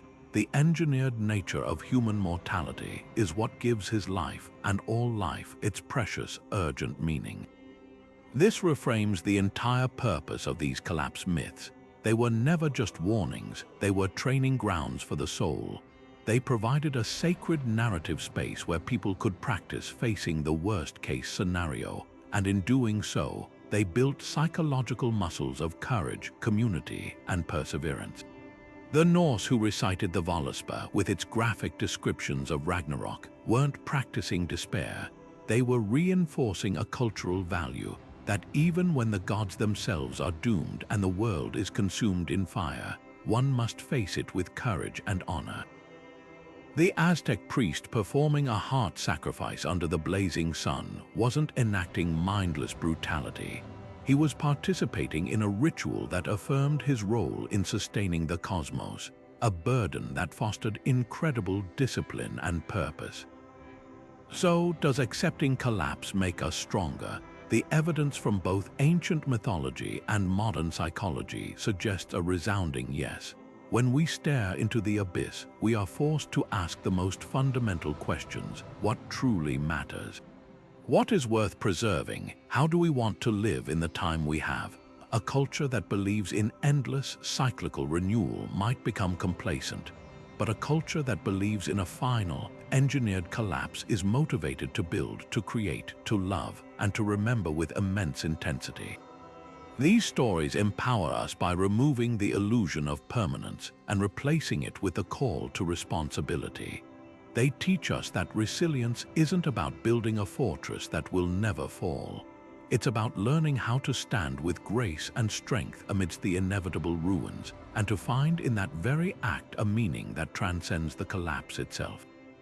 This enduring fascination with finality is not confined to ancient texts. It is the very lifeblood of our greatest stories and art, a timeless wellspring of creative inspiration. Long after the last Aztec priest painted a codex and the last Norse skald recited the Völuspá, the theme of engineered collapse continued to echo, finding powerful new expression in the hands of playwrights, painters, and poets. William Shakespeare, though writing in a Christian context that promised divine judgment, was a master of crafting personal apocalypses for his tragic heroes. In plays like King Lear or Macbeth, the world does not end in fire from heaven, but the protagonist's moral universe shatters with the force of a supernova. Macbeth's murder of King Duncan is not just a crime, it is the catastrophic breach of a sacred order, a personal Ragnarok that unleashes a chain of violence and madness, prophesied by the witches and engineered by his own vaulting ambition. His famous soliloquy after Lady Macbeth's death, "Life's but a walking shadow," a tale told by an idiot full of sound and fury, signifying nothing, is the ultimate cry of a man witnessing the total collapse of meaning within his own soul, a microcosm of the cosmic despair found in older myths. Centuries later, J.R.R. Tolkien, a scholar deeply versed in Norse and Celtic mythology, wove this ancient sense of loss and inevitable decline directly into the fabric of his Middle-earth. The Third Age does not end with a triumphant, permanent victory for the forces of good. The One Ring is destroyed, but in the process, the magic and beauty of the elven realms fade irrevocably. The elves depart for the undying lands, the dwarves diminish, and the Age of Men begins a quieter, less enchanted world. This is not a clean, happy ending. It is a bittersweet dissolution, a necessary passing of an old order to make way for the new, carrying the same melancholic weight as the world after Ragnarok. Tolkien himself described this concept as the long defeat, the idea that history is a long, slow retreat from a golden age, a theme he pulled directly from the Norse and Saxon literature he loved. The scouring of the Shire chapter, often omitted from film adaptations, drives this home. Even the idyllic homeland of the hobbits is corrupted by the war's aftermath, proving that no corner of the world is untouched by the entropy of conflict, and that victory is always partial, always tinged with the sorrow of what was lost along the way. The visual arts have long served as a brutal and unflinching canvas for these apocalyptic anxieties. Francisco Goya's series of etchings, The Disasters of War, created in the early 19th century, are not grand history paintings of heroic battles. They are raw, grotesque, and horrifying snapshots of the human cost of the Peninsular War, scenes of executions, famine, and mutilation present a world where humanity has completely engineered its own collapse into barbarism. This is not an act of God, this is the monster we become. Goya's infamous caption, "I saw this," grounds the horror in witness testimony, making the artwork a prophetic warning of the darkness that lurks within civilization itself, a darkness that would erupt again in the world wars of the next century. His work is a bridge connecting the ancient fear of divine retribution to the modern terror of human-made catastrophe. This tradition of artistic warning continues with ferocious relevance in the contemporary climate art movement. Artists like Justin Bryce Gariglia use their work to directly engage with our modern engineered collapse. Gariglia's large-scale installations often feature repurposed solar panels etched with phrases like "We are the asteroid," a powerful reframing of the existential threat. He forces viewers to confront the uncomfortable truth that we are no longer passive victims of a cosmic cycle. We have become the active agents of our own potential demise, the architects of a new kind of Pralaya. Another artist, Janet Etchelman, creates vast, ethereal net sculptures that float above cityscapes, their forms inspired by tsunami wave models and satellite data of ocean currents. These beautiful, fragile works are a haunting reminder of the immense natural forces that our actions are destabilizing, making the invisible threat of climate change viscerally present and tangible. They are modern-day auguries, using the language of data and beauty to deliver a terrifying prophecy. So why does this theme hold such an enduring, magnetic appeal for storytellers and artists? It endures because it provides the ultimate stakes. A dramatic conclusion, whether for a hero or for a world, provides narrative closure and catharsis on a scale that smaller stories cannot match. It allows us to explore the full spectrum of human emotion, terror, courage, despair, and ultimately, a strange, tragic form of hope in its most concentrated form. The artist Anselm Kiefer, whose monumental paintings of scorched earth and abandoned architecture grapple directly with the ghosts of history and myth, once said, "I think that art has to take responsibility, but it should not forget that it has to stay poetry." This is the key. These artists are not simply creating fear-mongering propaganda. They are using the poetic language of collapse, a language we've understood for millennia, to make sense of our current moment. They intentionally evoke the old myths, the floods, the fires, the fallen giants, to show us that we are living inside a story of our own making, and to ask us what we want that story's final chapter to be. This cultural tour reveals that the concept of engineered time is far more than a historical curiosity. It is a fundamental tool of the human imagination, a perennial source of creative inspiration that allows us to stare into the abyss and, in doing so, perhaps find a way to step back from the edge. The line between ancient prophecy and modern physics is far thinner than we might assume. Our scientific quest to understand the cosmos, with its mathematical equations and powerful telescopes, did not emerge in a vacuum. It was born from a cultural bedrock deeply shaped by these very myths of a universe with a beginning and an end. The greatest early scientific minds were not secular priests of a new religion. They were often devout scholars who saw their work as a way to decode the divine blueprint they believed was laid out in both scripture and nature. Sir Isaac Newton, the father of classical mechanics and calculus, serves as the perfect example. While we remember him for his laws of motion and universal gravitation, he spent vastly more of his time and intellectual energy on theology and biblical chronology. Newton was utterly convinced that the Bible contained encrypted prophecies about the end of the world. He meticulously calculated the timing of the apocalypse described in the book of Daniel and Revelation, using complex mathematical models to predict that the world could not end before the year 2060, but would likely do so shortly thereafter. For Newton, the universe was a magnificent clockwork mechanism, but it was a mechanism built by God with a predetermined stopping point. His groundbreaking scientific work was, in his own mind, a way to understand the mechanics of the Creator's grand design, a design that included a final, engineered collapse and judgment. He wasn't pursuing two separate careers in science and theology. He was engaged in a single, unified project to uncover the truth of a created cosmos destined for a conclusion. This mindset did not vanish with the Enlightenment. As science matured and cosmology became a distinct field of study, it continued to grapple with the same fundamental questions the myths posed. Does the universe have a definitive starting point, and does it have an ultimate end? The answers that emerged from 20th century physics are astonishingly reminiscent of the ancient narratives.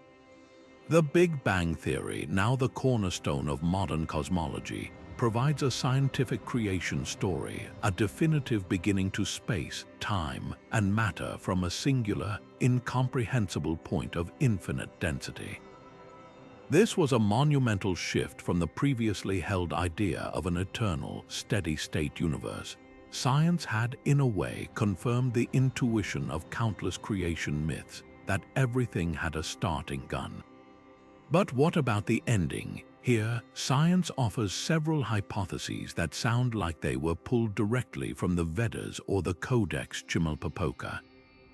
One leading theory for the far, far future of the universe is the Big Crunch.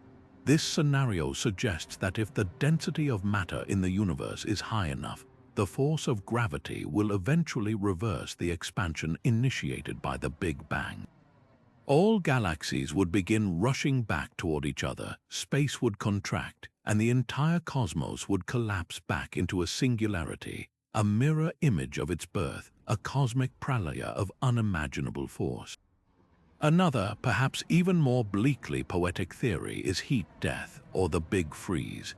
In this model, the universe continues expanding forever, but stars gradually burn out all their fuel, black holes evaporate over trillions of years, and all matter eventually decays into a state of perfect equilibrium. The universe would become a vast, dark, and utterly uniform sea of radiation, with no energy gradients left to power any process, life, or thought. It would be a silent, cold, and permanent end, not with a bang or a crunch, but with the faintest final whisper of dissipated heat. These are not myths, they are mathematically rigorous models based on general relativity and thermodynamics. Yet, they fulfill the same narrative function as the Hindu dissolution or the Norse Ragnarok. They provide a scientific, engineered endpoint for the cosmic story. Prominent physicists have not been blind to these eerie parallels. The late, great Carl Sagan often spoke and wrote about the deep human need for cosmic connection and how mythology was humanity's first attempt at cosmology. He saw science not as a replacement for myth, but as its successor, a way to answer the same old questions with new and more powerful tools. More recently, physicist Brian Greene, in his book Until the End of Time, explicitly explores this terrain.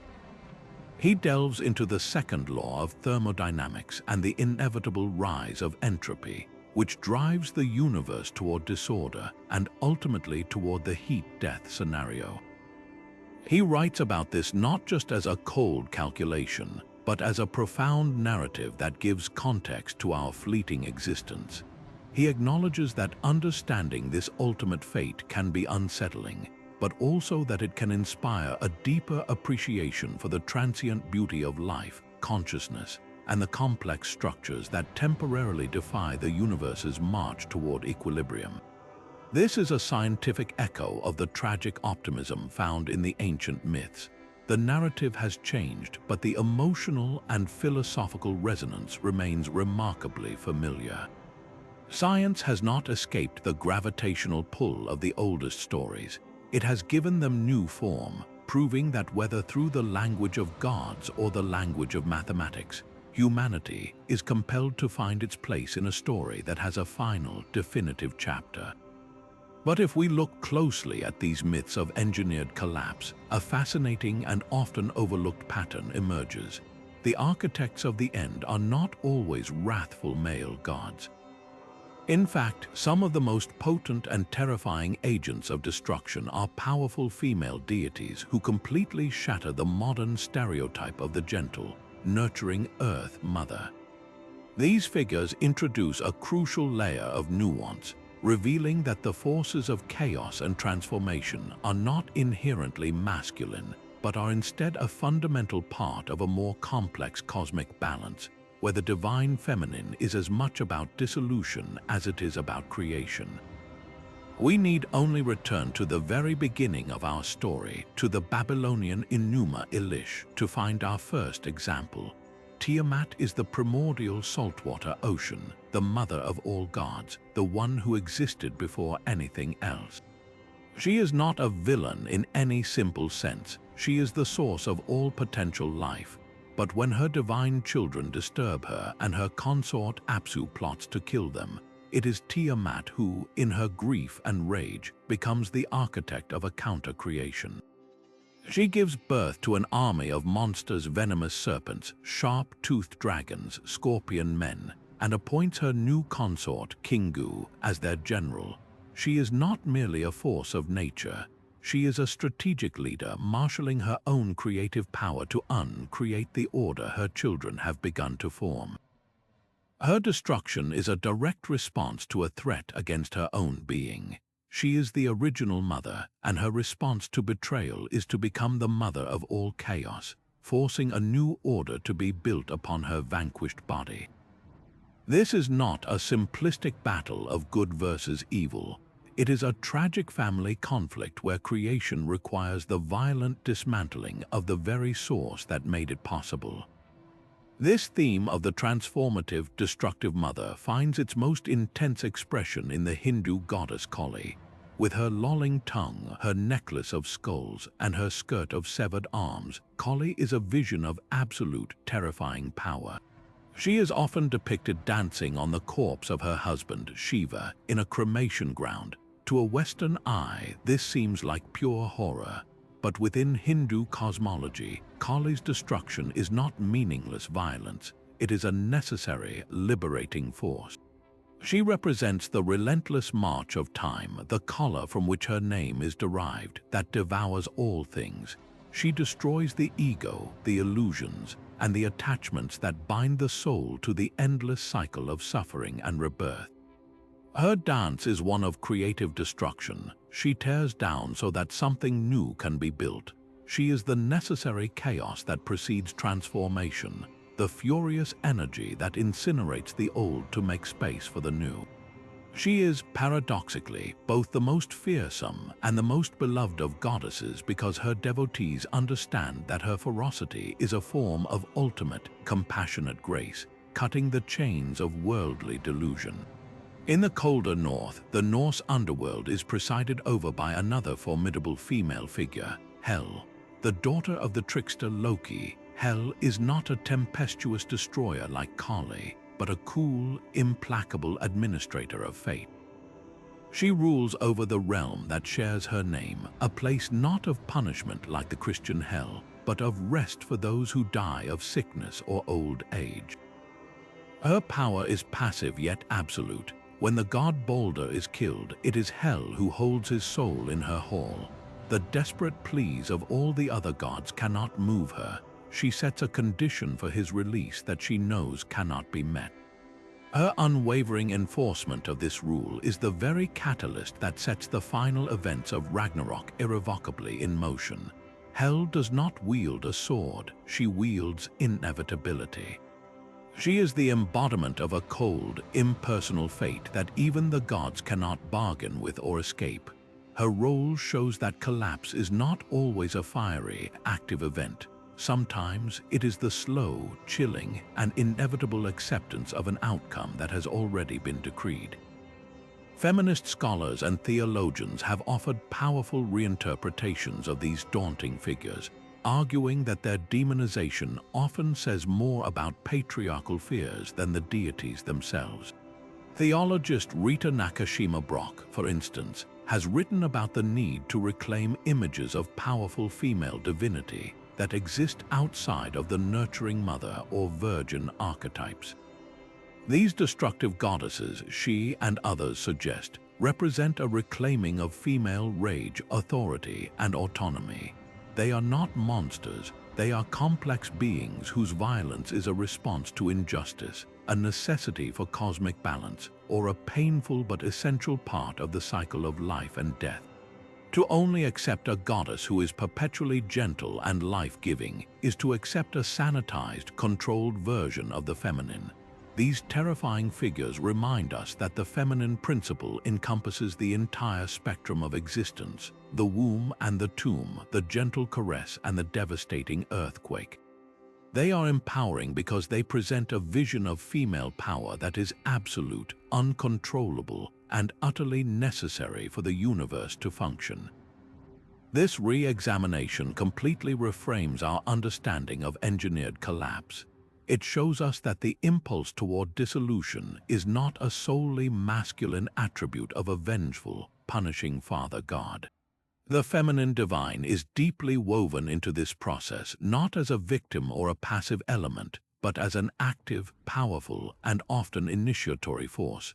Tiamat's rage, Kali's dance, and Hel's cold decree are all essential components in the cosmic machinery of ending and renewal.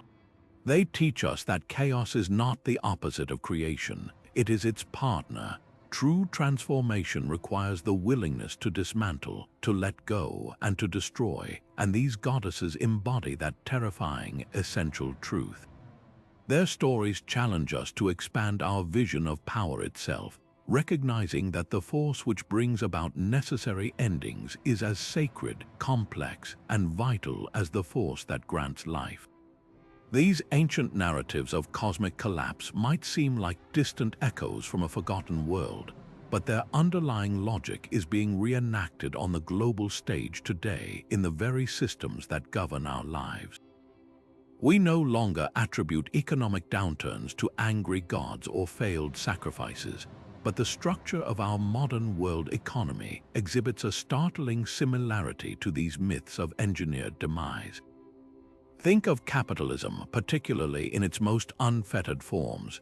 Critics argue it isn't a system designed for perpetual stability, but one that is inherently prone to cycles of boom and bust, periodic crises that are not accidental bugs but features of its design.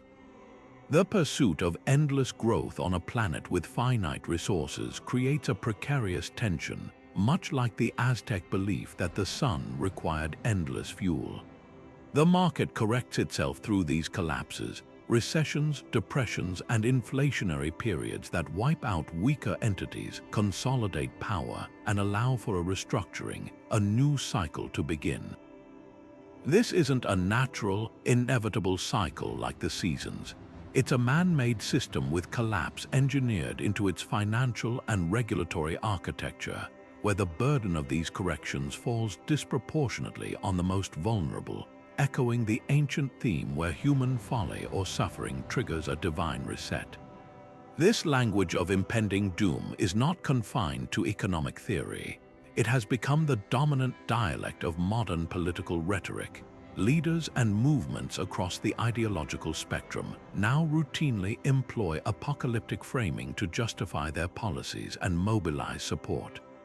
The climate crisis is presented not just as an environmental challenge, but as an existential threat demanding radical, immediate action, a modern-day flood narrative where we must build arcs of green technology or face annihilation. Conversely, populist movements often invoke the specter of cultural or national collapse, warning of invasion or replacement to justify stringent immigration controls and the consolidation of executive power. The war on terror was sold to the public not as a complex geopolitical struggle, but as a binary, civilization-ending battle against pure evil. This tactic is incredibly effective because it taps directly into the deepest, oldest parts of our psyche. By invoking a coming catastrophe, a leader can short-circuit complex debate, demand absolute loyalty, and frame opposition not as dissent but as treason against the survival of the group itself. It transforms governance from the slow, messy work of compromise into a heroic, mythic struggle against a prophesied end. We find ourselves in the unsettling position of being both the architects and the potential victims of this new doom, actively building the very systems that threaten to unravel. The myth of hubris, of overreach punished by the gods, finds a chilling modern parallel in our technological ambitions. We are engineering artificial intelligence with capabilities we don't fully understand, racing to create tools that could outperform our own intellect and escape our control. We are editing the very code of life through genetic technologies, playing a role once reserved for deities with consequences we cannot possibly foresee.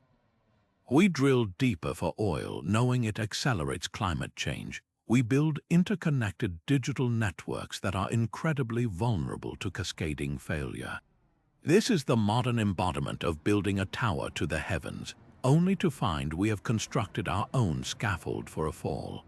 We are demonstrating the same blend of brilliance and blindness that doomed the inhabitants of previous worlds in Mesoamerican myth, who were destroyed for being too powerful, too foolish, or too wicked.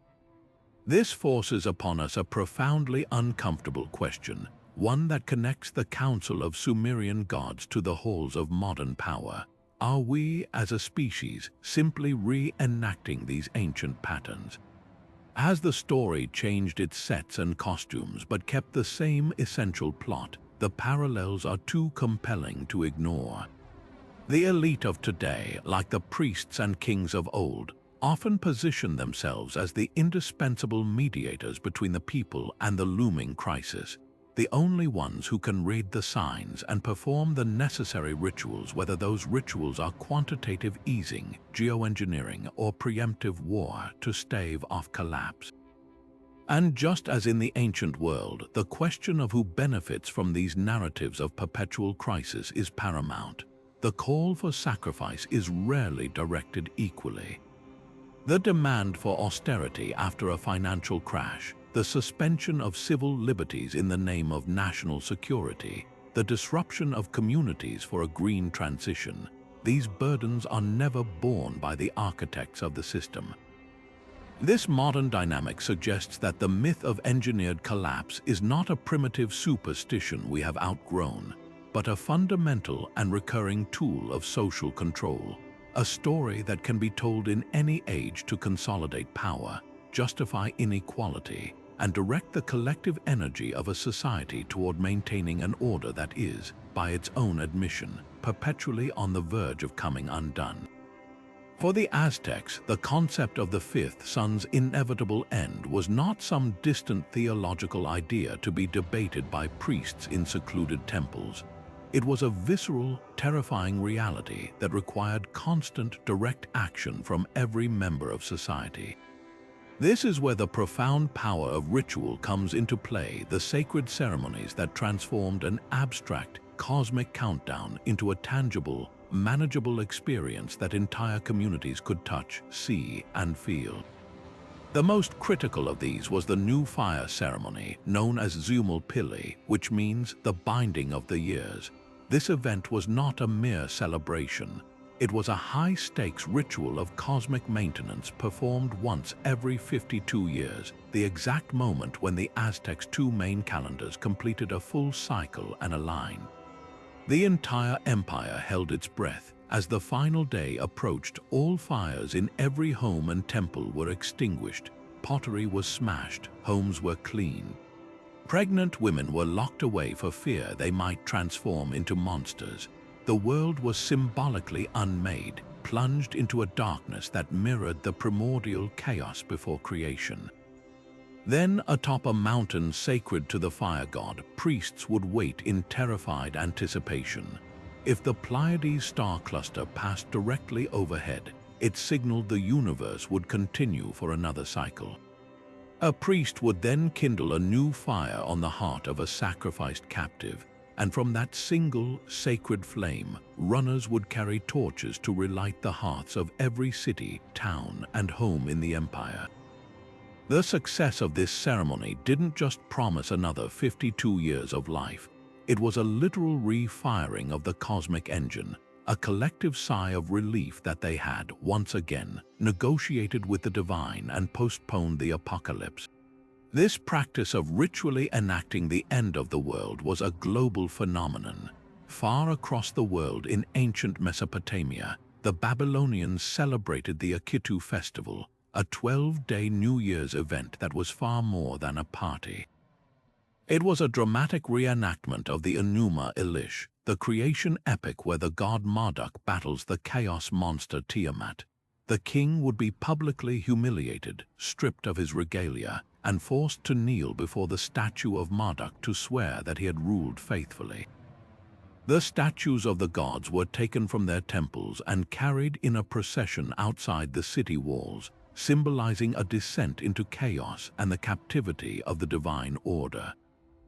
Then, through a series of rituals, prayers, and a symbolic recoronation of the king, order was restored, and the gods were triumphantly returned to their sanctuaries. The city gates were opened to welcome them back, re-establishing Babylon as the center of a stable cosmos.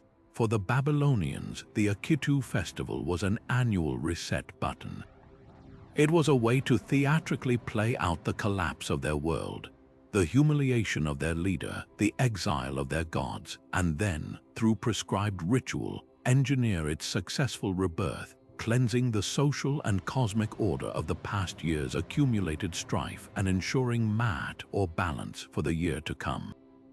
Anthropologists see in these rituals a brilliant psychological technology. The brilliant scholar Victor Turner described this process as a movement through liminality, a transitional, in-between state where normal social structures are dissolved. By voluntarily entering this state of chaos through ritual, a community could safely touch the void. They could experience the terror of collapse in a controlled, symbolic way, and in doing so, master their fear of it. The ritual provided a script, a guaranteed path through the chaos and back to order. It transformed an unimaginable, world-ending event into a sequence of manageable steps with a known positive outcome. This process didn't just describe engineered time. It allowed people to internalize it, to live it, and ultimately to feel a sense of agency over it. The end of the world became something they could practice, and therefore something they could survive. We are not so different today. We may have traded heart sacrifice for fire drills and planetary alignments for tsunami warning sirens, but we engage in the exact same kind of ritualistic rehearsals for disaster.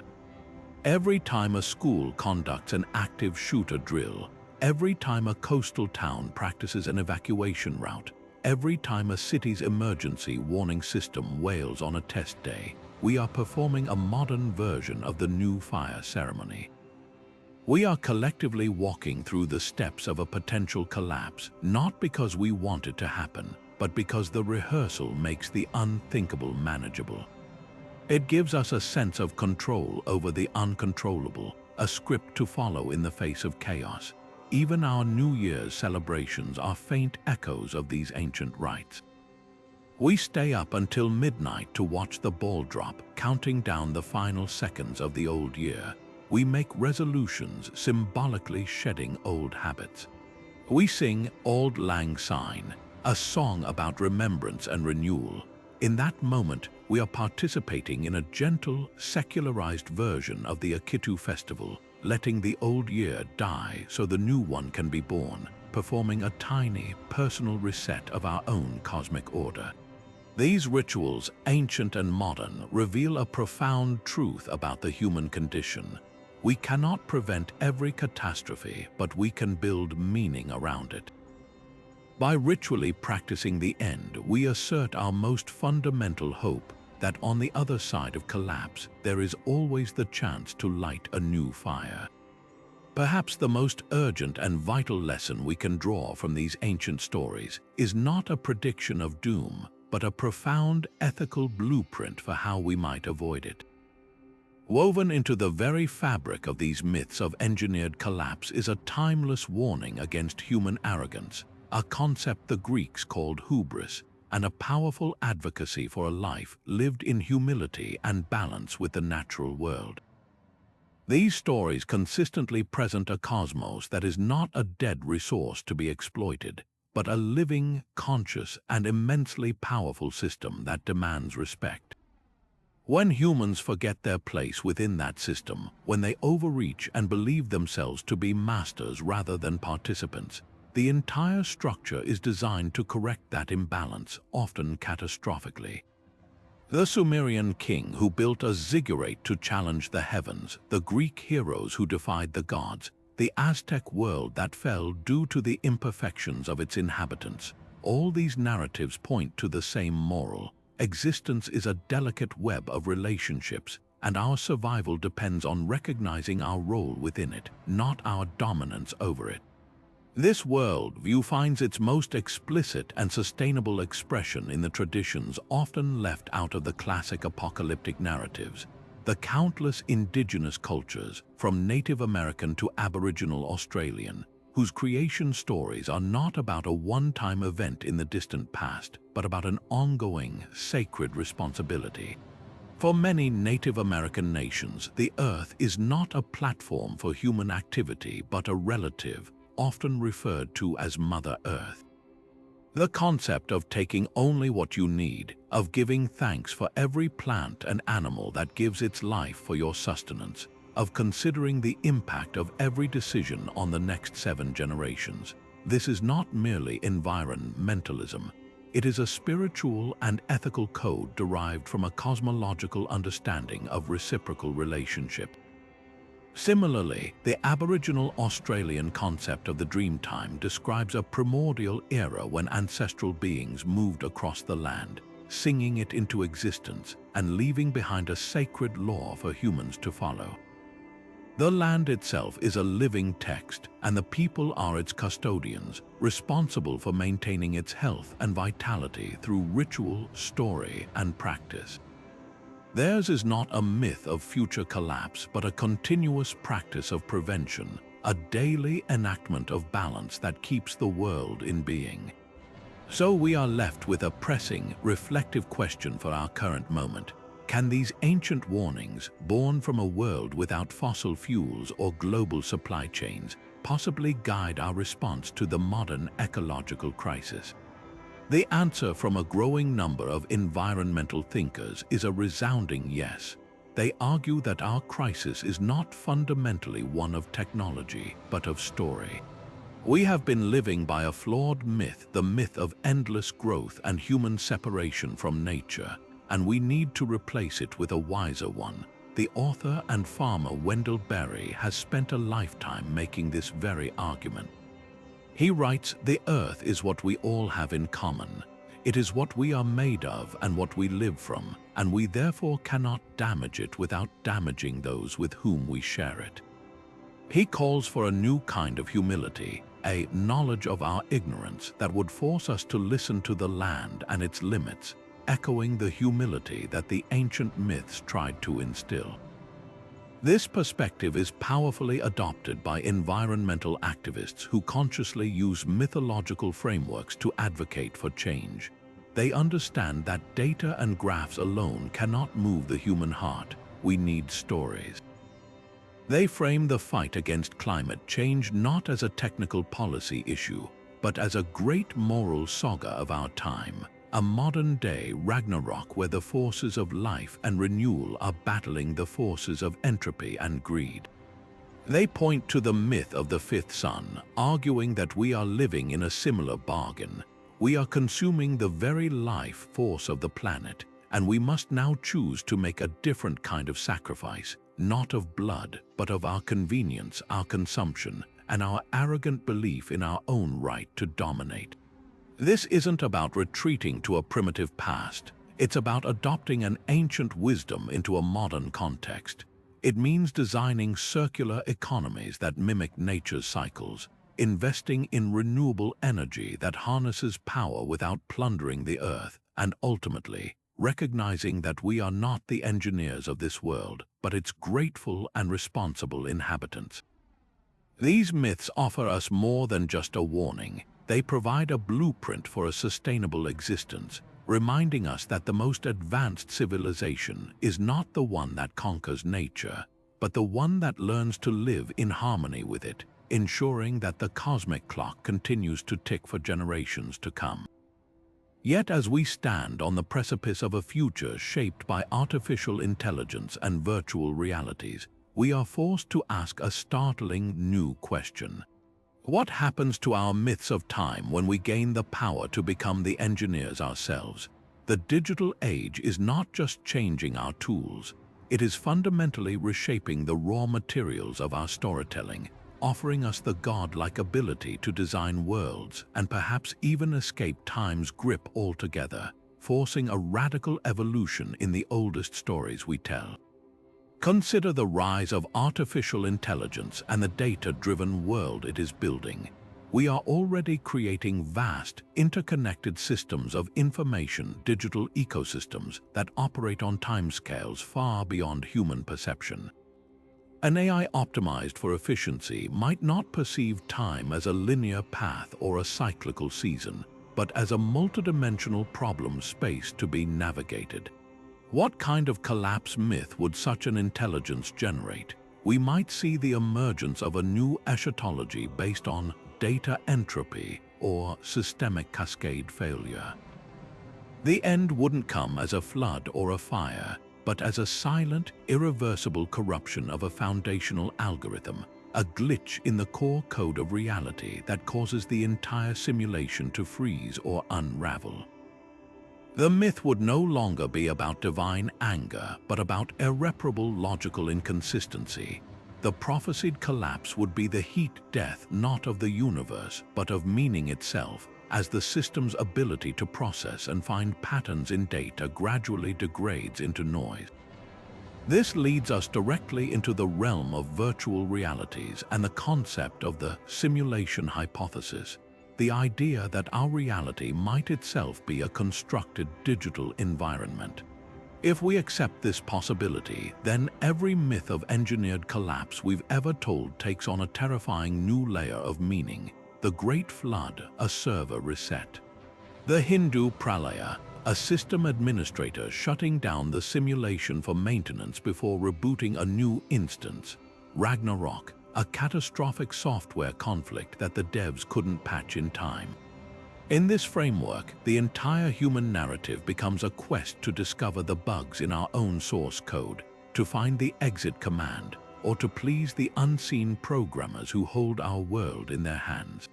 We would become like characters in a video game, suddenly aware of the health bar above our heads and the quest log guiding our fate, forever wondering if our suffering is a designed feature or an unforeseen flaw in the design. This pursuit of flawlessness fuels the transhumanist movement, which presents the most direct challenge to the ancient acceptance of an engineered end. Transhumanism dreams of a future where we conquer our biological limitations, uploading our consciousness into digital substrates or enhancing our bodies to achieve a form of immortality. This is the ultimate rejection of the cyclical and linear models of time. It proposes a future of a tronicity existence outside of time altogether, or within a time that can be paused, rewound, and edited at will. The goal is to escape the narrative of collapse entirely, to become the gods who are no longer subject to the expiration date written into their own design. It is a bold, breathtaking vision that stands in stark opposition to the wisdom of Gilgamesh, who ultimately learned that meaning is found not in escaping mortality, but in embracing it and building a legacy within its constraints. So what myths will we tell tomorrow in this strange new landscape? We are already beginning to see their outlines. Our science fiction is filled with stories of AI singularities, digital afterlives, and the ethical horrors of eternal consciousness. These are the new sacred texts, the parables we use to navigate the terrifying and exhilarating possibilities we are creating. We might tell myths about the first human to achieve a successful mind upload, only to find themselves trapped in a perfect, unchanging digital eternity, longing for the very decay they sought to escape. We might tell cautionary tales of a society that perfected genetic engineering, only to engineer its own collapse through a loss of genetic diversity, becoming a new version of the flawed creations in the legend of the Five Sons. The core themes will remain hubris, the danger of overreach, the search for meaning, but they will be dressed in the language of code, quantum physics, and neural interfaces. This forward-looking perspective does something remarkable. It transforms us from passive inheritors of ancient stories into active participants in an ongoing, cosmic story-making process. We are no longer just analyzing the myths of the past. We are writing the myths of the future with every technological leap and ethical choice we make. The digital age hands us the tools of creation and destruction that were once reserved for the gods, and with them comes the profound responsibility to ask not just what we can do, but what stories we want to tell about ourselves when we do it. Will our new myths be tales of glorious transcendence, or will they become the oldest story of all, a warning that some ends are written into the very act of creation, no matter how powerful the creator becomes? The answer is not in the stars, but in the code we are writing today. So as we draw together the threads of this vast exploration, from the epic of Gilgamesh to the prophecy of Ragnarok, from the great dissolution of the Hindu kalpa to the trembling of the fifth sun, a breathtaking tapestry comes into view. It is not a tapestry of endless repeating patterns, but a single grand narrative woven with a consistent and startling theme. Across continents and millennia, separated by oceans and language, the oldest stories humanity has ever told do not describe a world of comforting, eternal return. They describe a masterpiece of cosmic engineering, a universe meticulously designed with a built-in expiration date. The most profound insight we can take from this global chorus is that our ancestors did not see time as a wheel turning forever. They saw it as an arrow, and that arrow was always flying toward a target of purposeful, catastrophic collapse. This shared intuition speaks to something fundamental in the human experience, a deep and unshakable understanding of impermanence. The ancient mind looked at the world and saw evidence of fragility everywhere.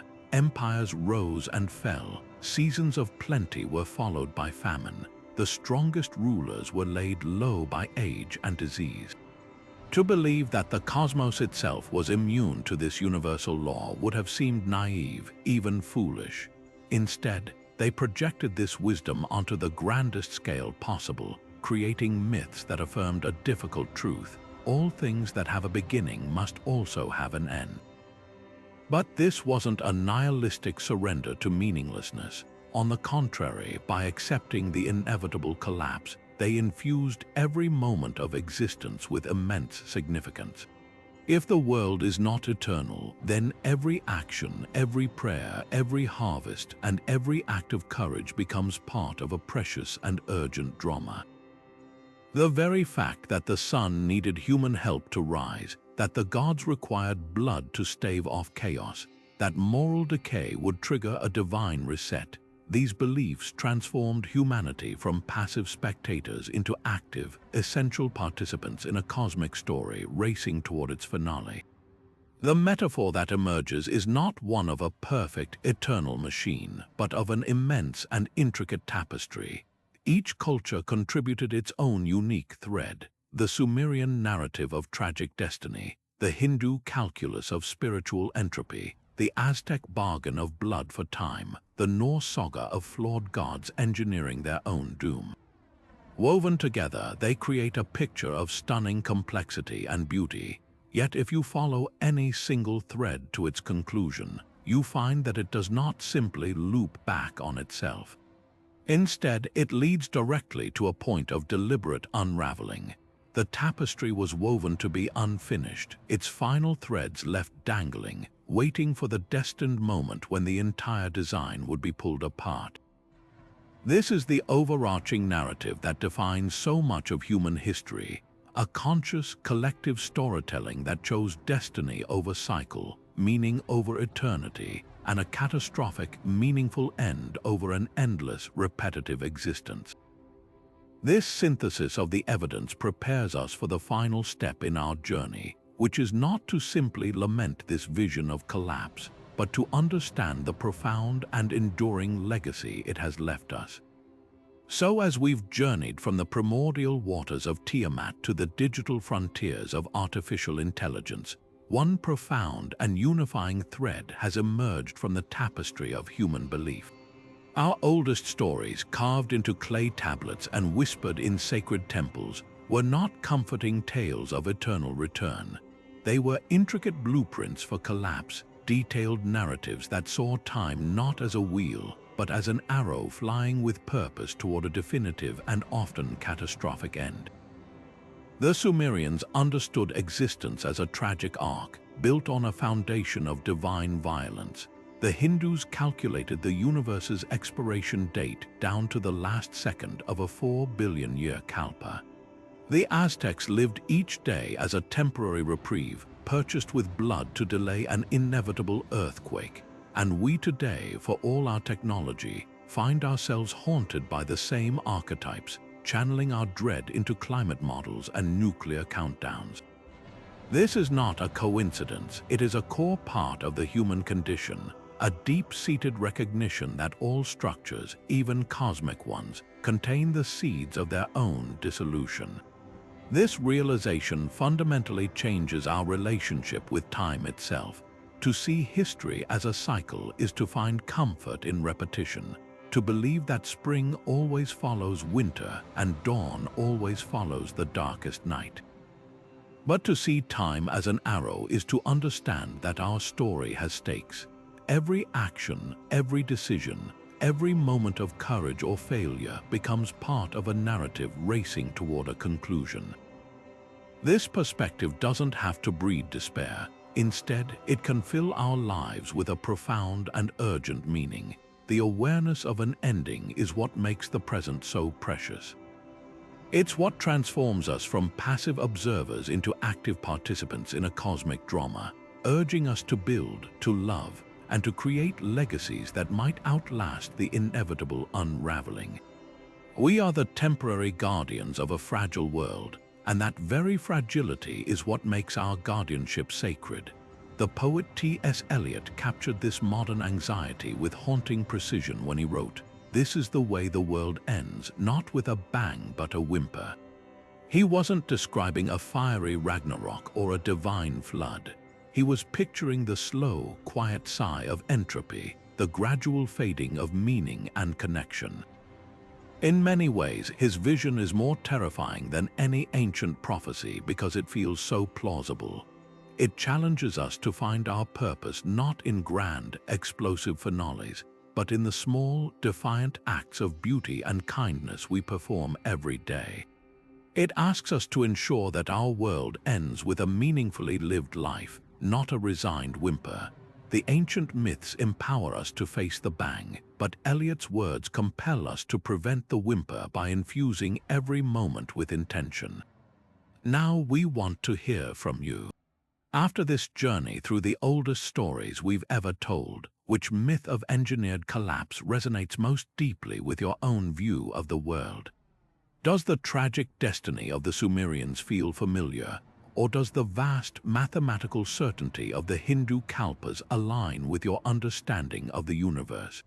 Perhaps the Aztecs' precarious bargain or the Norse god's self-sabotage speaks to you in a personal way. Share your thoughts in the comments below. We read every single one.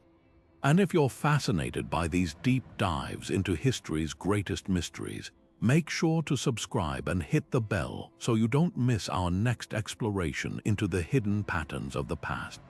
Ultimately, this timeless human quest to understand time's ultimate design leaves us with a profound sense of awe.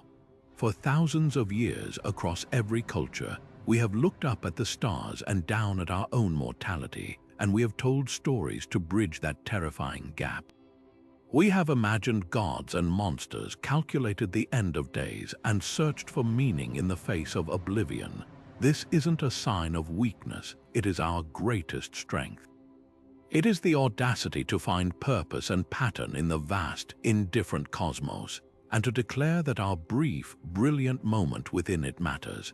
However your own story unfolds, may it be told with courage, compassion, and the unwavering knowledge that even in a universe engineered for collapse, the act of seeking understanding is in itself a beautiful and eternal rebellion.